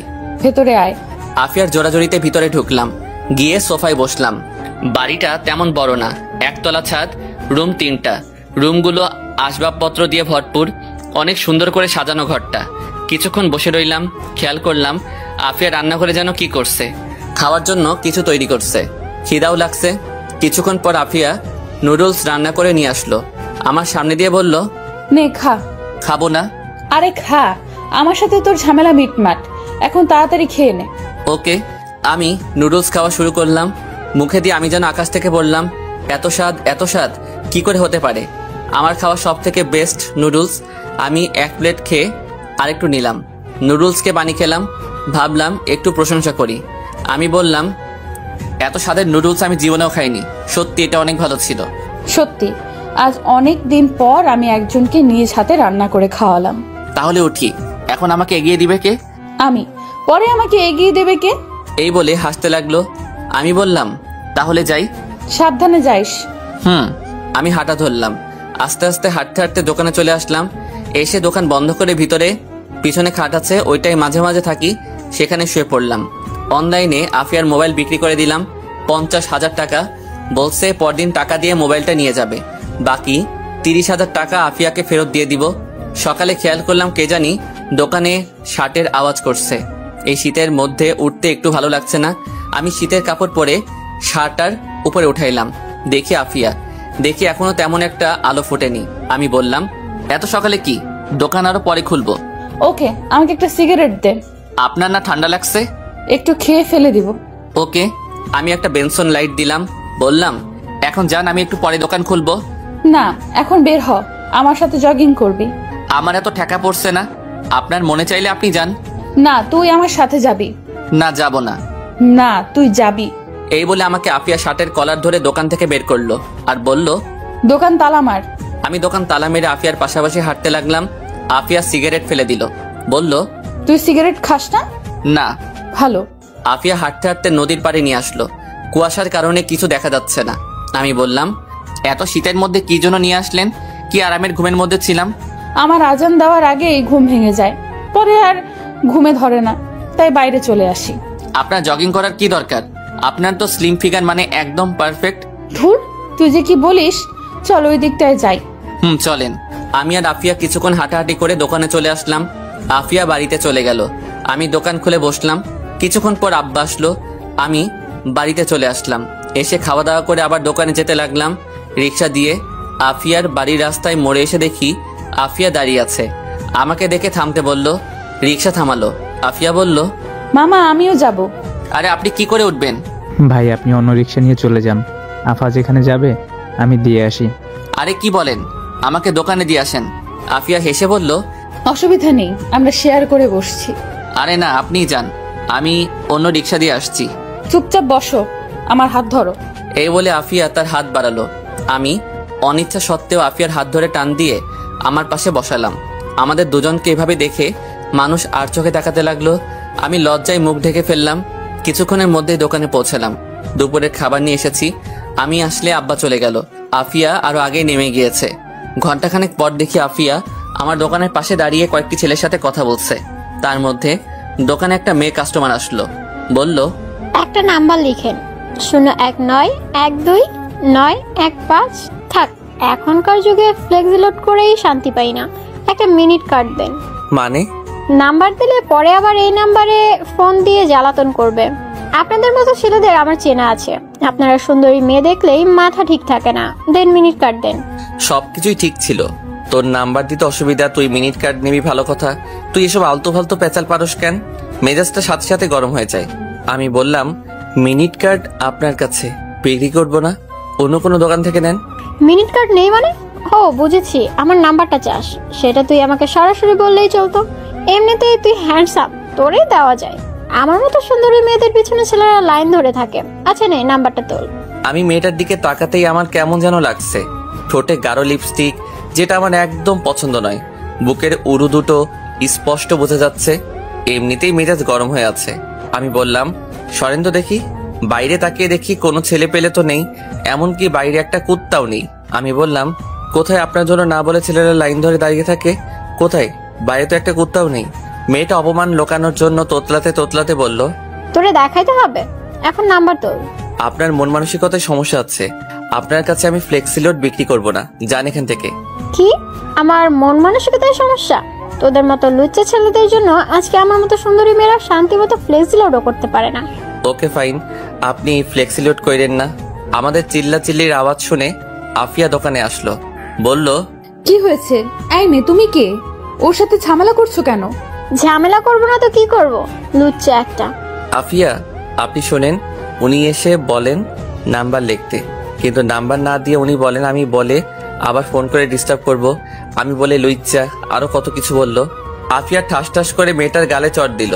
বলল, তোর সাহস তো কম না, তুই কি করে ইমাদকে লুচ্চা বলিস? তোর নাম্বার দিতে এতই প্রবলেম, তাহলে ফ্ল্যাক্সিলোড করতে আসছিস কেন? আপনার সাহস তো কম না? আপনি কি করে আমায় চড় মারলেন? জানেন আমি কে? এই এলাকার চেয়ারম্যানের মেয়ে। আব্বারে বললে আপনাদের সবগুলোরে এখন ভোগে পাঠাবে। এক্ষুনি তোর আব্বারে ফোন দে। ও তোর মোবাইলে তো ব্যালেন্স নাই, দাঁড়া আমি কল দিচ্ছি। এই বলে আফিয়া কাকে যেন কল করলো। ফোন ধরলে বলল, কেমন আছেন আঙ্কেল? আপনার মেয়ের নাম যেন কি? ও এখানে একটু ঝামেলা করছে, ওকে একটু বোঝান তো। এই নে মোবাইল ধর। মেয়েটা মোবাইল ধরলো। কতক্ষণ কথা বলে বলল, লাস্টে বলল, আচ্ছা। সরি আপু, কিছু মনে করবেন না, আসলে আমি একটু বেশি বাড়াবাড়ি করে ফেলেছি। ইমাদ সরি, আমি যাই। নেক্সট টাইম এই এলাকায় সাবধানে চলাফেরা করবি, যাও। ওকে আপু। এই বলে মেয়েটা চলে গেল। আফিয়া ছেলেগুলোর সাথে দুই একটা কথা বলে দোকানে এসে বসলো। আসলে তুই তো লুচ্চাই। মানে আমাকে কোন দিক দিয়ে লুচ্চা মনে হয়? অনেক দিক দিয়ে। যাই হোক, মেয়েটাকে মারা আপনার ঠিক হয়নি। আমি তোর জন্য মেয়েটাকে মারলাম আর তুই বলিস ঠিক হয়নি? সিগারেট দে একটা। না দিব না, আপনার সিগারেট খাওয়া বন্ধ। তুই বলছিস, যা আর খাবো না। সত্যি? আমার জন্য আপনি কেন সিগারেট খাওয়া ছেড়ে দিবেন? জানি না। খাওয়া দাওয়া করছেন? না। চলেন খাওয়া দাওয়া করি। না, তার চেয়ে ভালো তুই আমার বাসায় চল যাই, সেখানে খাওয়া দাওয়া করে চলে আসিস। না, আজকে টাইম শর্ট, আরেকদিন। ওকে, তুই খাওয়া দাওয়া কর, আমি বাড়ি যাই, রাতে কিছু জিনিস লাগবে। এই রিক্সা। আফিয়া রিক্সা দিয়ে চলে গেল। আমি খাওয়া দাওয়া করে রাত 9টা পর্যন্ত বেচাকেনা করলাম। এর মধ্যে আফিয়ার মোবাইলটা নিয়ে গেল টাকা দিয়ে। ভাবতেছি বাকি টাকা কি আফিয়াকে দিয়ে দিব নাকি আফিয়ার জন্য আরেকটা মোবাইল কিনে দিব। ধুর, ওর টাকা ওকে দিয়ে দিব। এখন বের হব বাড়িতে যাওয়ার জন্য। এমন সময় আফিয়া আসলো। বলল, 5 কেজি চাউল দে। এখন কিছু দিতে পারবো না, দোকান বন্ধ করে ফেলবো, আগামীকাল নিয়েন। এখন দে। ওকে। আর কিছু লাগলে তাড়াতাড়ি বললেন। আফিয়া আরো কিছু জিনিসপত্র বলল, সেগুলো দিলাম। কত টাকা বিল হলো বললাম, সেগুলো দিলাম। আফিয়া টাকা দিল। আমি বললাম, আপনার আইফোন বিক্রি করেছি, এই নেন আপনার বাকি 30,000 টাকা। তোরে কে বলছে বিক্রি করতে? আমি তোর টাকা দিয়ে মোবাইল নিতাম। আপনি কবে টাকা নিয়ে আসবেন সেই আশায় আমি বসে থাকবো, এখন টাকা দিবেন না, তাহলে আগামীকাল আমাকে মার্কেটে নিয়ে গিয়ে মোবাইল কিনে দিবি। আমার টাইম নেই, ধরেন আপনার টাকা, এখন কি করবেন আপনি জানেন। তুই আমাকে নিয়ে যাবি, এটা আমার পরিষ্কার কথা। আচ্ছা দেখি। আমি তাড়াতাড়ি দোকান থেকে বের হলাম, কারণ বাইরে একটা রিক্সা দাঁড় করিয়ে রাখছিলাম। আমি আগে গিয়ে রিক্সায় উঠে পড়লাম। আফিয়া বলল, আমি এত কিছু নিয়ে কি করব? আপনি থাকেন, আমাকে দিয়ে আপনাকে নিয়ে যাবে। কি অকৃতজ্ঞ ছেলে রে তুই! একটা মেয়েকে তুই এভাবে ফেলে চলে যাবি? এর চেয়ে বেশি আর কি বা করতে পারি। তুই জানিস তোর যে এখন এখান থেকে হেঁটে যেতে হবে? জানি। তাহলে চল একসাথে শেয়ার করে যাই। না আপনি যান, আমি পরে আসছি। এই বলে আমি রিক্সা থেকে নেমে গেলাম। আফিয়ার জিনিসপত্রগুলো উঠালাম। আফিয়া রিক্সায় উঠে বসলো। আফিয়া বলল, উঠবি নাকি চলে যাব? মামা ওকে নামিয়ে দিয়ে আবার এখানে আসবেন। রিক্সা আর এখানে আসবে না, মন চাইলে উঠ, না হলে হেঁটে আয়। আমি জানি আফিয়া যেটা বলবে রিক্সাওয়ালা সেটাই শুনবে। আমি বাধ্য হয়ে আফিয়ার পাশে বসলাম। রিক্সা চলা শুরু করলো। আফিয়া আমার সাথে আরো ঘেঁষে বসলো। অনেক শীত, আরো ঘেঁষে বস, তাহলে শীত লাগবে না। আপনার পাশে বসলেই এমনিতেই শরীর গরম হয়ে যায়। আফিয়া আমার হাতের মধ্যে নিজের নরম উষ্ণ হাতটা রাখলো। আমি আফিয়ার দিকে তাকালাম, চারদিকে অন্ধকার। আফিয়া আমার হাত শক্ত করে ধরে আমার সাথে আরো ঘেঁষে বসলো। আমি কিছুই বুঝতে পারছি না, কিন্তু একটা জিনিস বুঝতে পারছি, আফিয়া তার ভিতরের কষ্টগুলো অনুভূতির মাধ্যমে জানান দিতে যাচ্ছে। আমি আমার হাতটা সরিয়ে নিলাম। কিছুক্ষণের মধ্যেই আফিয়ার বাড়ির সামনে চলে আসলো। আফিয়া নেমে গেল, আমিও বাড়িতে চলে আসলাম। আফিয়া আমার হাতের মধ্যে নিজের নরম উষ্ণ হাতটা রাখলো। আমি আফিয়ার দিকে তাকালাম, চারদিকে অন্ধকার। আফিয়া আমার হাত শক্ত করে ধরে আমার সাথে আরো ঘেঁষে বসলো। আমি কিছুই বুঝতে পারছি না, কিন্তু একটা জিনিস বুঝতে পারছি, আফিয়া তার ভিতরের কষ্টগুলো অনুভূতির মাধ্যমে জানান দিতে যাচ্ছে। আমি আমার হাতটা সরিয়ে নিলাম। কিছুক্ষণের মধ্যে আফিয়ার বাড়ির সামনে চলে আসলো। আফিয়া নেমে গেল, আমিও বাড়িতে চলে আসলাম। পরদিন খুব সকালে বের হয়ে দোকানে আসছি, প্রতিমধ্যে আফিয়ার সাথে দেখা। আমি ভাবলাম এ কোন ঝামেলায় পড়লাম, যেদিকে তাকাই সেদিকেই আফিয়া। সেই কেন আমার সামনে পড়ে? ওর কি কোনো মেয়ে বান্ধবী নাই? শুধু ছেলেদের মতো বাইরে ঘুরে বেড়ায়। অন্য দিক দিয়ে ওরা দেখলে ভালোই লাগে। ভাবতেছি প্রেমে পড়ে গেলাম নাকি। আফিয়া আমাকে দেখে বলল, কিরে এত সকালে কোথায় যাস? তার আগে আপনি বলেন, এত সকালে আপনি বাইরে কি করেন? এই শীতের সকাল আমার খুব ভালো লাগে। এত ঠান্ডার মধ্যে নিজেকে গরম রাখার মধ্যেই যেন একটা অনুভূতি, সেটা তোরে বলে বোঝাতে পারবো না। ও আজকে আরো পরে দোকান খুলিস। কেন? চল দুজনে মিলে একসাথে হাঁটি। এখান থেকে দোকান পর্যন্ত আমি হেঁটে যাব, এতটুকু পর্যন্ত একসাথে যেতে পারি? এইটুকু হলেই চলবে। তাহলে চলেন।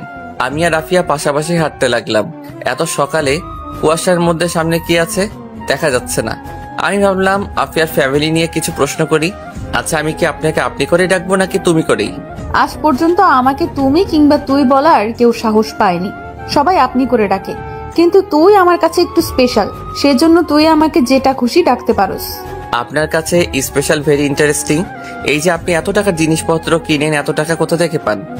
তোর দোকান থেকে কিনি তো, সেজন্য তুই আমাকে এত প্রশ্ন করতেছস। আজ থেকে তোর দোকানে মুখই দেখবো না। আচ্ছা, আমার দোকানের মুখ দেখেন না, তার আগে এটা বলে যান এত টাকা কোথায় পান? আব্বা ব্যাংকে কিছু টাকা রেখে গিয়েছিল, ওই টাকার লাভ দিয়ে চলি, আর ধান্দা তো আছে। বয়ফ্রেন্ড কয়টা? দেখছস আমার হাত, একটা চট দিব। এই শীতের মধ্যে আপনা আপনি গরম হয়ে যাবি। আমরা তো বখাটে মেয়ে, আমাদের সাথে আবার খেয়ে প্রেম করবে। হয়তো প্রেমের নামে কিছুদিন নাটক করবে, ব্যবহার করে ছুঁড়ে ফেলে দেবে। আসলে কি জানিস, যে যতই কথা বলুক, বিয়ে করার সময় সবাই সব থেকে ভালোটাই সিলেক্ট করে। তাই বলি কি আপনার বিয়ে করার ইচ্ছে নেই? জানি না। এই মুহূর্তে যদি একজন আপনাকে বিয়ে করার জন্য বলে, তাহলে আপনি কি করবেন? তোর কানের নিচে চড় মেরে বিয়ে করার স্বাদ ভুলিয়ে দেব। কেন? এমনি। এত প্রশ্ন করছিস কেন? করবি আমাকে বিয়ে? যত সব ফালতু কথাবার্তা। এখন তুই বল, তোর গার্লফ্রেন্ড কয়টা? একটা ছিল, রিয়া। ওর তো বিয়ে হয়ে গেছে, এখন কোনো গার্লফ্রেন্ড নাই। তোর আবার গার্লফ্রেন্ড না থাকতে পারে? এমনিতেই তুই যে হ্যান্ডসাম, তোরে দেখেই মেয়েরা ক্রাশ খাবেই। খাই তো, আপনাকে দেখে আর খেতে পারি না। ওকে, যদি তোর সাথে কোনো মেয়েকে দেখি মনে করবি তুই মেয়েটাকে জীবনের লাস্ট বার দেখলি। আমি আফিয়ার কানে কানে গিয়ে বললাম, যদি ওই মেয়েটা তুমি হও। এই বলে আমি জোরে হেঁটে দোকানে চলে আসলাম। পিছনে তাকিয়ে দেখি আফিয়া তখনও সেখানে ঠাই দাঁড়িয়ে রইল। হয়তো এটা নিজের কানে বিশ্বাস করতে পারছে না। আফিয়ার জন্য আমার ভিতরে ভিতরে একটা ফিলিংস কাজ করত। তার সাথে বেশি চলাফেরা করি, সেই জন্য নাকি ও সবসময় আমার চোখের সামনে থাকে। সেই জন্য আমি জানি না, কিন্তু ওকে কেন জানি আমার মন চায়। হয়তো আমি তার প্রেমে পড়ে গেছি, কিন্তু একটা বখাটে মেয়ের প্রেমে পড়লাম। বখাটে হয়তো কি হয়েছে, মেয়ে তো, এখন আমার নিজেরই করে নিতে হবে। আর আমি কোনো সময় আমার ভালোবাসার কথা বলবো না, কারণ ও তো বখাটে মেয়ে। কোন সময় মন ঘুরে যায় কে জানে। তারপরে ফান্দে ফেলে টাকা খাবে। আচ্ছা দেখি কি হয়। এমনিতে আফিয়া অনেক সুন্দরী, আর ও নিজেকে প্রোটেক্ট করতে জানে। আমি দোকান খুলে বসলাম। দেখি আফিয়া আসলো, বলল, মোবাইল কিনতে কখন যাবি? আব্বা দোকানে আসুক, তারপর দেখি। ওকে। এই বলে আফিয়া হাসি দিল। হাসিটা আমার বুকে তীরের মতো বিঁধে গেল। আমি বললাম, এখন কোথায় যাবেন? বাসায়। বাসায় থাকবেন, আমি এসে নিয়ে যাব। আচ্ছা। এই বলে আমি আফিয়া চলে গেল। আমি বেচা কেনায় মনোযোগ দিলাম। একটানা 10টা পর্যন্ত বেচা কেনা করলে আব্বা আসলো। আমি বাড়িতে চলে আসলাম। এসে খাওয়া দাওয়া করে রেডি হয়ে আফিয়ার বাসার সামনে গেলাম। গিয়ে দরজায় টোকা দিলাম। একটু পর দরজা খুললো। দরজা খুললে আফিয়ার দিকে আমি আর চোখ সরাতে পারছি না। এটা আমি কি দেখছি? দেখি আফিয়া একটা লাল শাড়ি পরছে, চুলগুলো খোলা, ঠোঁটে লিপস্টিক, একেবারে আমার সামনে যেন জ্যান্ত পরেই দাঁড়িয়ে আছে। আফিয়া লজ্জা পেয়ে মাথা নিচু করে বলল, কি কিভাবে দেখতেছস? আমরা শুধু একটা মোবাইল কিনতে যাব, এভাবে সাজার কোনো মানে আছে? এমনি সাজলাম, অনেকদিন ধরে সাজি না। আজকে কেন? অন্য কোনো দিন সাজতেন। আজকেই। এখন চল যাই। ওকে। মোবাইল কোনো চয়েস নেই, আমি যেটা কিনে দিব ওইটাই নিতে হবে। আচ্ছা। আফিয়া আর আমি একসাথে হেঁটে রাস্তায় আসলাম। ওইখান থেকে রিক্সা নিয়ে দুজনে এক রিক্সায় উঠলাম। উঠে মার্কেটের উদ্দেশ্যে রওনা দিলাম। মার্কেটে যে এলাকায় থাকি এর বাইরে অন্য এলাকায় পড়ছে। মার্কেটে গিয়ে পছন্দ মতো একটা মোবাইল পছন্দ করে আফিয়াকে দিলাম। আফিয়া সেটা সাদরে বরণ করলো। আফিয়া চেষ্টা করলো আমাকে কোনো রেস্টুরেন্টে ঢোকাতে, কিন্তু আমি দোকানের কথা বলে কেটে পড়ি। রিক্সা নিয়ে আসছি, দেখি 2-1টা ছেলে আমাদের রিক্সা আটকালো। ছেলেটা বলল, কেমন আছেন আফিয়া আপু? ভালো, তোরা কেমন? আপনি আমাদের দিকে তাকান না, কি করে ভালো থাকবো? অন্য একটা ছেলে বলল, কি আপু, নতুন ভাতান নাকি? মানে? কিরে, রাতে কত দিস? আমাদের তো টাকা পয়সা আছে, আমাদেরও মন চাই করতে। ইদানিং দেখছি আফিয়া আপু সুন্দরী হচ্ছে। আমি রিক্সা থেকে নেমে একটাকে কষিয়ে চড় দিলাম। আরেকটা আমাকে মারতে আসলো, আমি তাকেও কষিয়ে চড় দিলাম।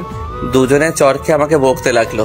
আমি বললাম, ওই মামা রিক্সা টান দেন। আমি গিয়ে রিক্সায় উঠলাম। রিক্সা উঠলে আফিয়া কাঁদতে লাগলো। বলল, আমি কি করছিলাম তাদের? এত খারাপ কথা কি করে বলতে পারলো? ওরা ওদের কথা বলছে, তুই তাদের কথায় কান দিও না। না, ওদের একটা শিক্ষা দিতেই হবে। এই বলে কাকে জানিয়ে কল করলো। কিছুক্ষণ কথা বলল। বুঝলাম ও ছেলে দুটোকে ধরে আনতে বলছে। আফিয়া বলল, জানিস, কেউ কাউকে সম্মান করে না, সবার কাছ থেকে সম্মান আদায় করে নিতে হয়। আরে তেমন কিছু না, রাগ করার দরকার নেই। আজ থেকে আমি আর তোর সামনে আসবো না। যেদিন তোর যোগ্য হতে পারবো সেদিন তোর সামনে আসবো। উল্টা আমি তো তোমার যোগ্য না। খারাপের দিক দিয়ে তুই আমার যোগ্য না, কিন্তু ভালোর দিক দিয়ে আমি তোর যোগ্য নই। এসব যোগ্য টোগ্য বাদ দাও। তুমি বাড়িতে চলে যাও, আমি দোকানে যাই। ওকে। আমি দোকানের আগে নামলাম যাতে আব্বা না দেখে। আফিয়া চলে গেল। আমি দোকানে আসলে আব্বা চলে গেল। আমি এক হোটেলে খেয়ে দোকানে বসলাম। সন্ধ্যার দিকে দেখি আফিয়া ওই 2 ছেলেকে ধরে আমার দোকানের সামনে আনলো। সাথে 20-30 জন ছেলে আফিয়ার আগে গজগজ করছে। মনে হচ্ছে এই দুটোকে মেরেই ফেলবে। আফিয়া বলল, বল তাদের আমি কি করেছিলাম? এরকম খারাপ মন্তব্য কেন করছিস? সরি আপু, ভুল হয়ে গেছে, আর জীবনেও এমন হবে না। এখন যেটা করছিস সেটার কি হবে? প্লিজ আপু, মাফ করে দিন। না, তোদের কোনো মাফ নেই। ইমাদ আমার ভাতার। ওই কুত্তার বাচ্চারাও কোন দিক দিয়ে ভাতার মনে হয়? আমার সাথে রাত কাটাতে চাস? এটা বলার সাথে সাথেই আফিয়ার পক্ষের এক ছেলে ওই ছেলে দুটোর মুখে লাথি মারলো। বলল, তুই কোন মুখ দিয়ে এই কথা বের করিস? এখন পর্যন্ত আমরা আপুর দিকে চোখ তুলে কথা বলার সাহস করি নাই, আর তোদের কি সাহস? আপু, এদের আমি কোনোভাবেই মাফ করতে পারবো না। আমি বুঝতে পারলাম ওদের চোখে প্রতিশোধের আগুন জ্বলতেছে, যে কোনো সময় ছেলে দুটোকে মেরে ফেলতে পারে। আমি বললাম, ভাই শুনেন, আফিয়া আপু শুনেন, ওরা দুজন হয়তো না জেনে ভুলে ফেলেছে। আমি খেয়াল করছিলাম তখন তারা দুজন নেশার মধ্যে ছিল, তাই হয়তো ভুলভাল বলেছিল। থাক আপু, মাফ করে দেন। না, ওদের কোনোভাবেই মাফ করব না। ও দুজন জানতো আমি কে, জেনে শুনে ও আমাকে খারাপ মন্তব্য করছে। এই ওদের আমার সাথে রাত কাটানোর স্বাদ মিটিয়ে দে। এটা বলার সাথে সাথে কয়েকজন ছেলে ওদের ধরলো। একজন ছেলে তার কোমরের বেল্ট খুললো। বুঝলাম এখন তাদের বেদম পেটাবে। আমি বললাম, আপু হয়তো তারা ভুল করে ফেলেছে নেশার কারণে, থাক এইবারের মতো মাফ করে দেন। দেখি একজন ছেলে তাকে তাদের দুজনকে বেদম পেটাচ্ছে। আফিয়া বলল, থাম, এইবারের মতো তাদের দুজনকে মাফ করে দিলাম। আর সাবধান করে দে ওই এলাকার প্রত্যেকটা ছেলেকে, যারা তারা সাবধানে চলাফেরা করে। আর এরা দুজন সামনে পড়লেই মাইর হবে। আমি এমাদের কথাই তোদের মাফ করে দিলাম। যা তোরা দুজন। যাওয়ার সময় ছেলে দুটোকে যে যা পারে কিল চল লাথি দিয়ে দিল। আফিয়া সবার উদ্দেশ্যে বলল, রাকিব কোথায়? পিছন থেকে এক ছেলে বলল, বোধহয় সেই রাকিব। জি আপু বলেন। জিনিয়া কে রে? কুদ্দুস চাচার মেয়ে। তোদের মধ্যে কি চলছে? তেমন কিছু না। জিনিয়াকে বিয়ে করবি? আজকে জিনিয়ার আব্বা আমার কাছে আসছে, তোর কথা বলছে। বলছে বিয়েটা ঠিক করে দিতে। সমস্যাটা কি? কোনো সমস্যা নেই, কিছু টাকার শর্ট পড়ে। কত? 50,000। আসলে আপু কুদ্দুস চাচার একমাত্র মেয়ে, তাই চাচ্ছে একটু আয়োজন করে বিয়েটা দিতে, কিন্তু টাকার কারণে হচ্ছে না। তোর তো আব্বা নাই। না আপু। এই তোদের প্রত্যেকের মানিব্যাগে হাত দে, দে যত পারস দে। সবাই টাকা দিল, কেউ 1000, কেউ 500, কেউ 300, যে যত পারলো দিল। আফিয়া আমার দিকে তাকালো আর বলল, তুই কিছু দে। থাক, তোরটা আমি দিয়ে দিচ্ছি। না দাঁড়ান, আমি 1000 টাকা দিলাম। সবার কাছ থেকে টাকা নিয়ে সামনে আরো 2 দোকান আছে, সেখান থেকে টাকা উঠালো। সব টাকা রাকিবের হাতে দিয়ে বলল, এখন গোনার দরকার নেই। 1 সপ্তাহের মধ্যে বিয়ের তারিখ ঠিক করে সবাইকে দাওয়াত দিবি, কেউ যাতে বাদ না পড়ে। এটা যদি না হয় আমাকে জানাবি। ওকে। আর এ হলো ইমাদ, আজ থেকে ও আমাদেরই একজন। সবাই তাকে সম্মান করবি। সবাই তার সাথে হ্যান্ডশেক কর। আস্তে সবাই হ্যান্ডশেক করে চলে গেল। সব শেষে আফিয়া হাত বাড়ালো। আমি বললাম, না আপনার সাথে হ্যান্ডশেক করব না। কেন? এমনি মনে চায় না। একটা ঠান্ডা দে। আফিয়া দোকানের ভিতরে এসে বলল, আর কোন দিক দিয়ে আমাকে তোর আপু মনে হয়? সবাই আপনাকে সম্মান করে আপু বলে ডাকে। এখন আপনাকে সবার সামনে আপু না বললে অন্যরকম দেখায় না? এই শীতের মধ্যে ঠান্ডা খাওয়ার দরকার নেই। আচ্ছা একটা ঠান্ডা দে আর সিগারেট দে। এই দুটোর মধ্যে আপনাকে কিছুই দিব না। আফিয়াকে একটা নর্মাল পানি দিলাম। আফিয়া সেটা খেলো, বলল, আজকেই তোর সাথে আমার লাস্ট দেখা। মানে বুঝলাম না। যেদিন তোর যোগ্য হতে পারবো সেদিন তোর সামনে আসবো। আমার যোগ্য মানে কিছুই বুঝলাম না। আমি জানি তুই কিরকম মেয়ে চাস। তুই চাস রিয়ার মতো সরল সোজা মেয়ে, কিন্তু আমি তো সেরকম না। ধরে রাখেন তো, আপনি যেই রকম হন তাতে আমার কিছু যায় আসে না। তোরে আমি ঠকাতে চাই না। বুঝেছি, আপনি ইমোশনাল হয়ে গেছেন, আপনার মাথা ঠিক নাই। এখন বাড়ি যান। এই রিক্সা, আপুকে বাসায় দিয়ে আসো। না আমি যাব না, আমি তোর সাথে যাব। ওকে, এখন যাও, পরে তোমার সাথে দেখা করব। সত্যি করবি তো? আফিয়া রিক্সায় উঠে চলে গেল। বাঁচলাম। আফিয়া কি আমাকে ভালোবাসে? আমার তা মনে হয় না। তার নিজের মুখ থেকে শুনতে হবে। ভাই 1 বস্তা চাল দেন। আচ্ছা। আমি একটানা 9টা পর্যন্ত বেচাকেনা করে বাড়িতে চলে আসলাম। পরদিন সকালে ভাবলাম আফিয়ার সাথে দেখা হবে, কিন্তু না। দুপুর গড়িয়ে বিকেল হলো, আফিয়ার মুখ দেখতে পারলাম না। মোবাইল নাম্বারটাও নেই, ফোন দিব যে। সত্যি কি ও আমার সামনে আসা বন্ধ করে দিল? এই কথা তো এর আগে অনেকবার বলেছিল, কিন্তু ও আরো বেশি করে আসতো। এখন কেন জানি টেনশন হচ্ছে। তোর হয়তো কোনো কাজে আটকে গেছে, আসবে বোধহয়। কিন্তু না, 2 দিন হয়ে গেল আসেনি। না, এখন তাকে খুঁজে বের করতে হবে। আরে ওর বাড়ি তো এখানেই, বাড়িতে গিয়ে দেখে আসতে হবে। আমি রাতে দোকান বন্ধ করে আসার সময় আফিয়ার বাড়িতে গেলাম, তখন বাজে 10টা ছুঁই ছুঁই। আমি আফিয়ার বাড়ির দরজায় টোকা দিলাম, খুলছে না। ভাবলাম কেউ নাই নাকি, কেউ তো আছে, না হলে দরজা খোলা থাকবে কেন? ভিতর থেকে গলা ভাঙা আওয়াজ আসলো। বলল কে? আমি বললাম, আফিয়া, আমি ইমাদ। একটু পর দরজা খুললো, দেখে আফিয়া। আফিয়া পুরো অন্যরকম হয়ে গেছে, মুখটা কেউ যেন নেই। অসুখ বিসুখ হলো নাকি? চুলগুলো উস্কো খুস্কো, যেন এক পাগলি আমার সামনে দাঁড়িয়ে আছে। ওর এরকম অবস্থা কেন কিছুই বুঝতে পারছি না। আফিয়া বলল, তুই এখানে কেন আসছস? আপনাকে দেখতে। আর এরকম লাগছে কেন? সেটা তোর জেনে লাভ কি? এরকম করছেন কেন দেখি। এই বলে আমি আফিয়ার কপালে হাত দিলাম।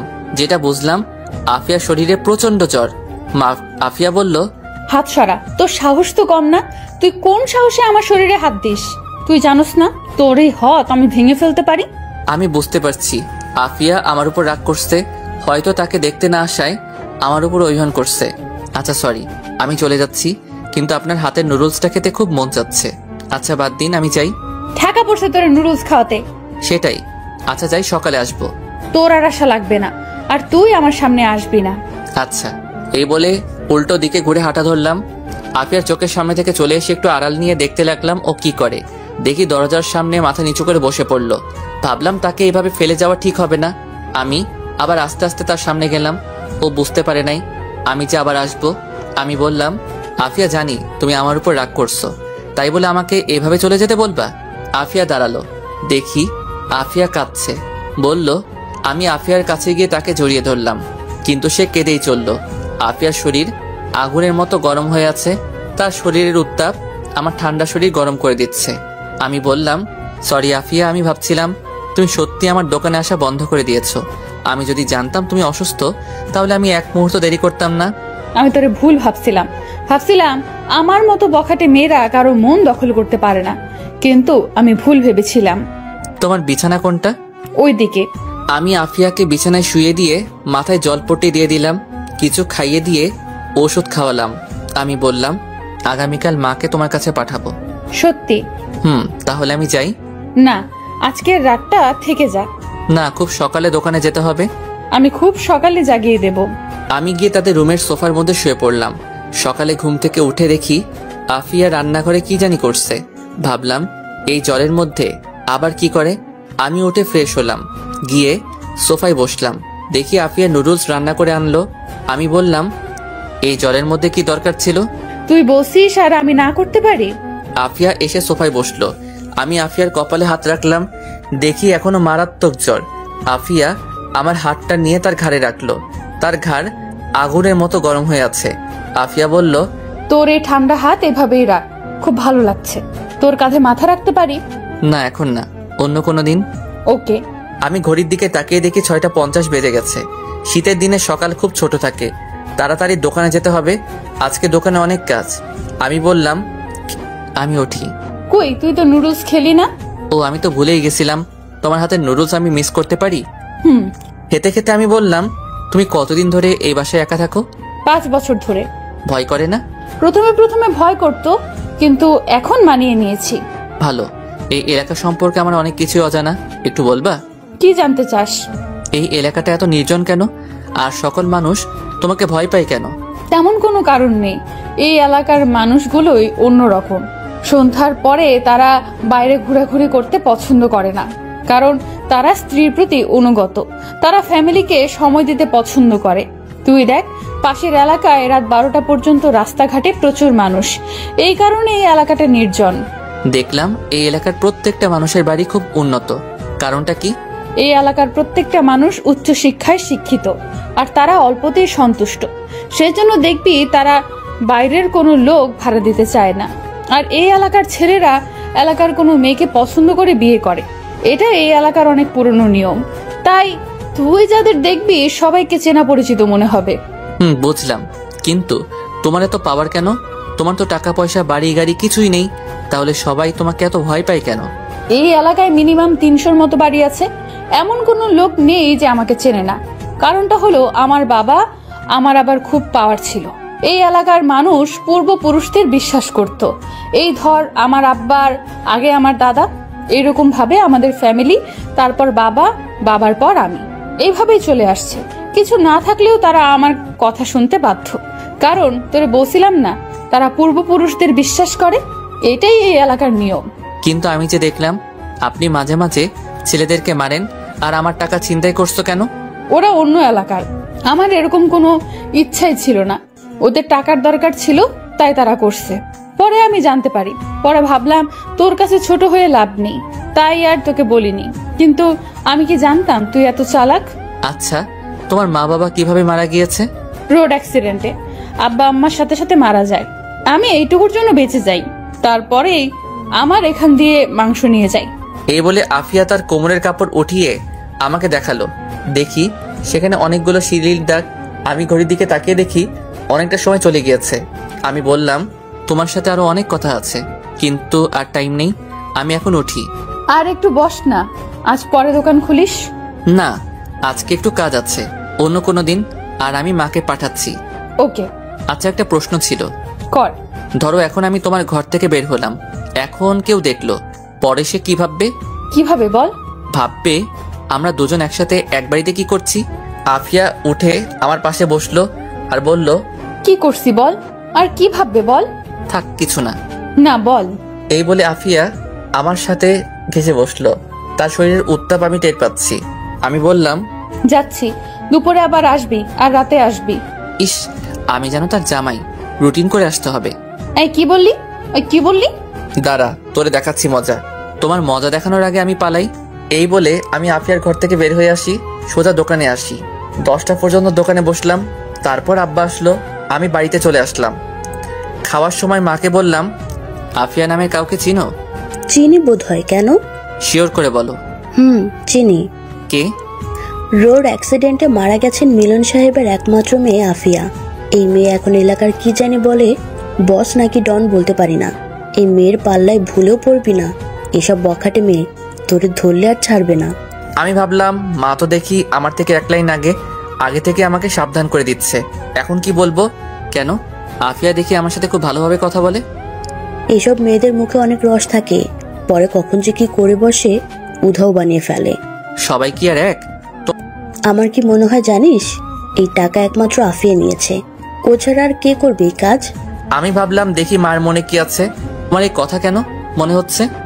শোন, এই এলাকায় একটা সাইরেন আছে, কেউ যদি কোনো বিপদে পড়ে তাহলে সে সাইরেনটা বাজাতে পারতো, কিন্তু এখন আর সেটা নেই। এখন সাইরেন বাজানোর অনুমতি এখন আফিয়া আর তুই একজনের কাছে আছে। এখন সেই সাইরেনের কথা মানুষ ভুলেই গেছে। তো মা এখন আফিয়া ছিনতাই করছে কোথায়? এটা সে উঠাই নাই, কারণ এখন সে যাতে ছিনতাই করতে পারে। আফিয়া ছিনতাই করছে এবং মা অলরেডি আফিয়া এই টাকাও দিয়ে দিয়েছে। কি বলিস? শুনো, আমি ওই দিনের ঘটনা মাকে সম্পূর্ণ খুলে বললাম। মার চোখ তো কপালে উঠে গেছে। মা বলল, এত কিছু হয়ে গেল আর তুই আমাদের জানাসনি কেন? আমি চাইনি আফিয়া তোমাদের কাছে ছোট হোক। তার ছোট হওয়াতে তোর কি? এই দাঁড়া, আমি যেটা ভাবছি সেটা না তো। একদম না মা, আফিয়া কিছুদিন ধরে প্রচন্ড জ্বর ঠান্ডায় ভুগছে। যাও গিয়ে একটা নজর দেখে আসো। আমার ঠেকা পড়ছে একটা বখাটে মেয়ের বাড়িতে যেতে। দেখো, এই মেয়ে কিন্তু এলাকার ডন, ও যেটা বলবে সেটাই হবে। এখন ও যদি আমাদের হাতে থাকে তাহলে আমাদের কোনো টেনশনই থাকবে না। সেটা তুই ঠিক বলছিস। যাও গিয়ে দেখে আসো, আর মা কিছু রান্না করে নিয়ে যাও। আচ্ছা যাচ্ছি, আমি শুধু অসুস্থ দেখেই যাচ্ছি, অন্য কোনো উদ্দেশ্য থাকলে ভুলেও না। আচ্ছা তুমি যাও। ততক্ষণে আমার খাওয়া দাওয়া শেষ করে রুমে এসে আফিয়াকে কল দিলাম। আসার সময় নাম্বারটা নিয়ে আসছিলাম, আমি ফোন দিলাম, আফিয়া মা আসছে। সত্যি তোর মার সাথে জমিয়ে আড্ডা দিব? এমন কিছু করবা না যাতে মা তোমাকে খারাপ ভাবে। তুই কোনো টেনশন করিস না। আচ্ছা। এই বলে আফিয়া কল কেটে দিল। কিছুক্ষণ পর দেখি মা রেডি হয়ে আফিয়ার বাসার উদ্দেশ্যে রওনা দিল। আমি ভালো করেই বুঝতে পারছি আমি আফিয়ার প্রেমে পড়ে গেছি। এখন আফিয়ার মুখ থেকে শুনতে হবে, আর বাকি কাজটা সেরে ফেলতে পারে। আফিয়া ভিতরটা একদম পরিষ্কার কিনা সেটা বুঝতে হবে, নাকি আমার মাধ্যমে অন্য কিছু করতে চাচ্ছে সেটা যাচাই করার একটা উপায় আছে। আমি কিছুক্ষণ রেস্ট নিয়ে দোকানের উদ্দেশ্যে রওনা দিলাম। আমি বাইরে বের হয়ে রিক্সা নিয়ে দোকানে চলে গেলাম। দোকানে গেলে আব্বা বলল, চাউল আনতে হবে, কিছু টাকার শর্ট পড়ে। এখন কি করব, মহাজনের কাছে বাকি করি না। আমি ভাবলাম আফিয়া যে ছিনতাই করা টাকাটার কথা আব্বাকে বলবো, ভাবলাম বলেই দেই। এমনিতেই মা তো আব্বাকে বলবেই। আব্বা মনে আছে একবার যে আমাদের 20,000 টাকা ছিনতাই হয়েছিল? মনে আছে। আমি আব্বাকে সবকিছু খুলে বললাম। আব্বা বলল, আফিয়া মেয়েটা ভালো, আমাকে খুব সম্মান করে। আমিও ভাবছিলাম ও এই কাজ করতে পারবে না। এই মেয়ের সাথে ঝামেলা করিস না। আগে যত সমস্যা হয়েছিল সে সকল সমস্যার সমাধান আফিয়াই আমাকে করে দিয়েছিল। টাকাটা কোথায়? দিচ্ছি। আমি পিছনে একটা বক্সের ভিতরে টাকাটা রাখছিলাম, সেটা এনে আব্বাকে দিলাম। আব্বা বলল, এই জায়গাটা পরিষ্কার করো, আমি চাউল নিয়ে আসি। আচ্ছা। আব্বা চলে গেল। এইভাবে কিছুদিন চলে গেল। এই কয়েকদিনে আফিয়া সম্পূর্ণ সুস্থ হয়ে যায়। মার হাবভাব দেখে বুঝলাম আফিয়ার সাথে মার ভালোই বন্ধুত্ব হয়ে গেছে। আমি এটাই চাচ্ছিলাম। আমি রাতে দোকানদারি করছিলাম, তখন বাজে রাত 10টা ছুঁই। দেখি আফিয়া আসলো। ও এই কয়দিনে শুকিয়ে গেছে। এত রাতে আফিয়াকে দেখে আমি বরাবরের মতোই অবাক হলাম, আর ওর উপরে রাগ হচ্ছিল, কারণ এত রাতে ও বাইরে কি করে। আমি রাগান্বিত মুখে বললাম, এত রাতে তুমি বাইরে কি করো? তোর কাছে আসছি। সেজন্য এত রাতে? তোরে দেখতে ইচ্ছে করছিল। মিথ্যা কথা, অন্য কোনো উদ্দেশ্য থাকলে বলো। না রে, এমনি আসছি তোর সাথে দেখা করতে। ওকে, এটাই লাস্ট। পরে আর কোনোদিন যেন আর একা একা বাইরে না বের হতে। আচ্ছা, এখন বাড়ি যাবি না? অনেক রাত হয়েছে। যাব। আফিয়া শাড়ি পরে এসেছে, ঠোঁটে লিপস্টিক, শাড়ির উপরে শীতের জামা। আমি বললাম, এত রাতে শাড়ি পরছো কেন? এমনি। তোর আজকে একটা কথা বলবো।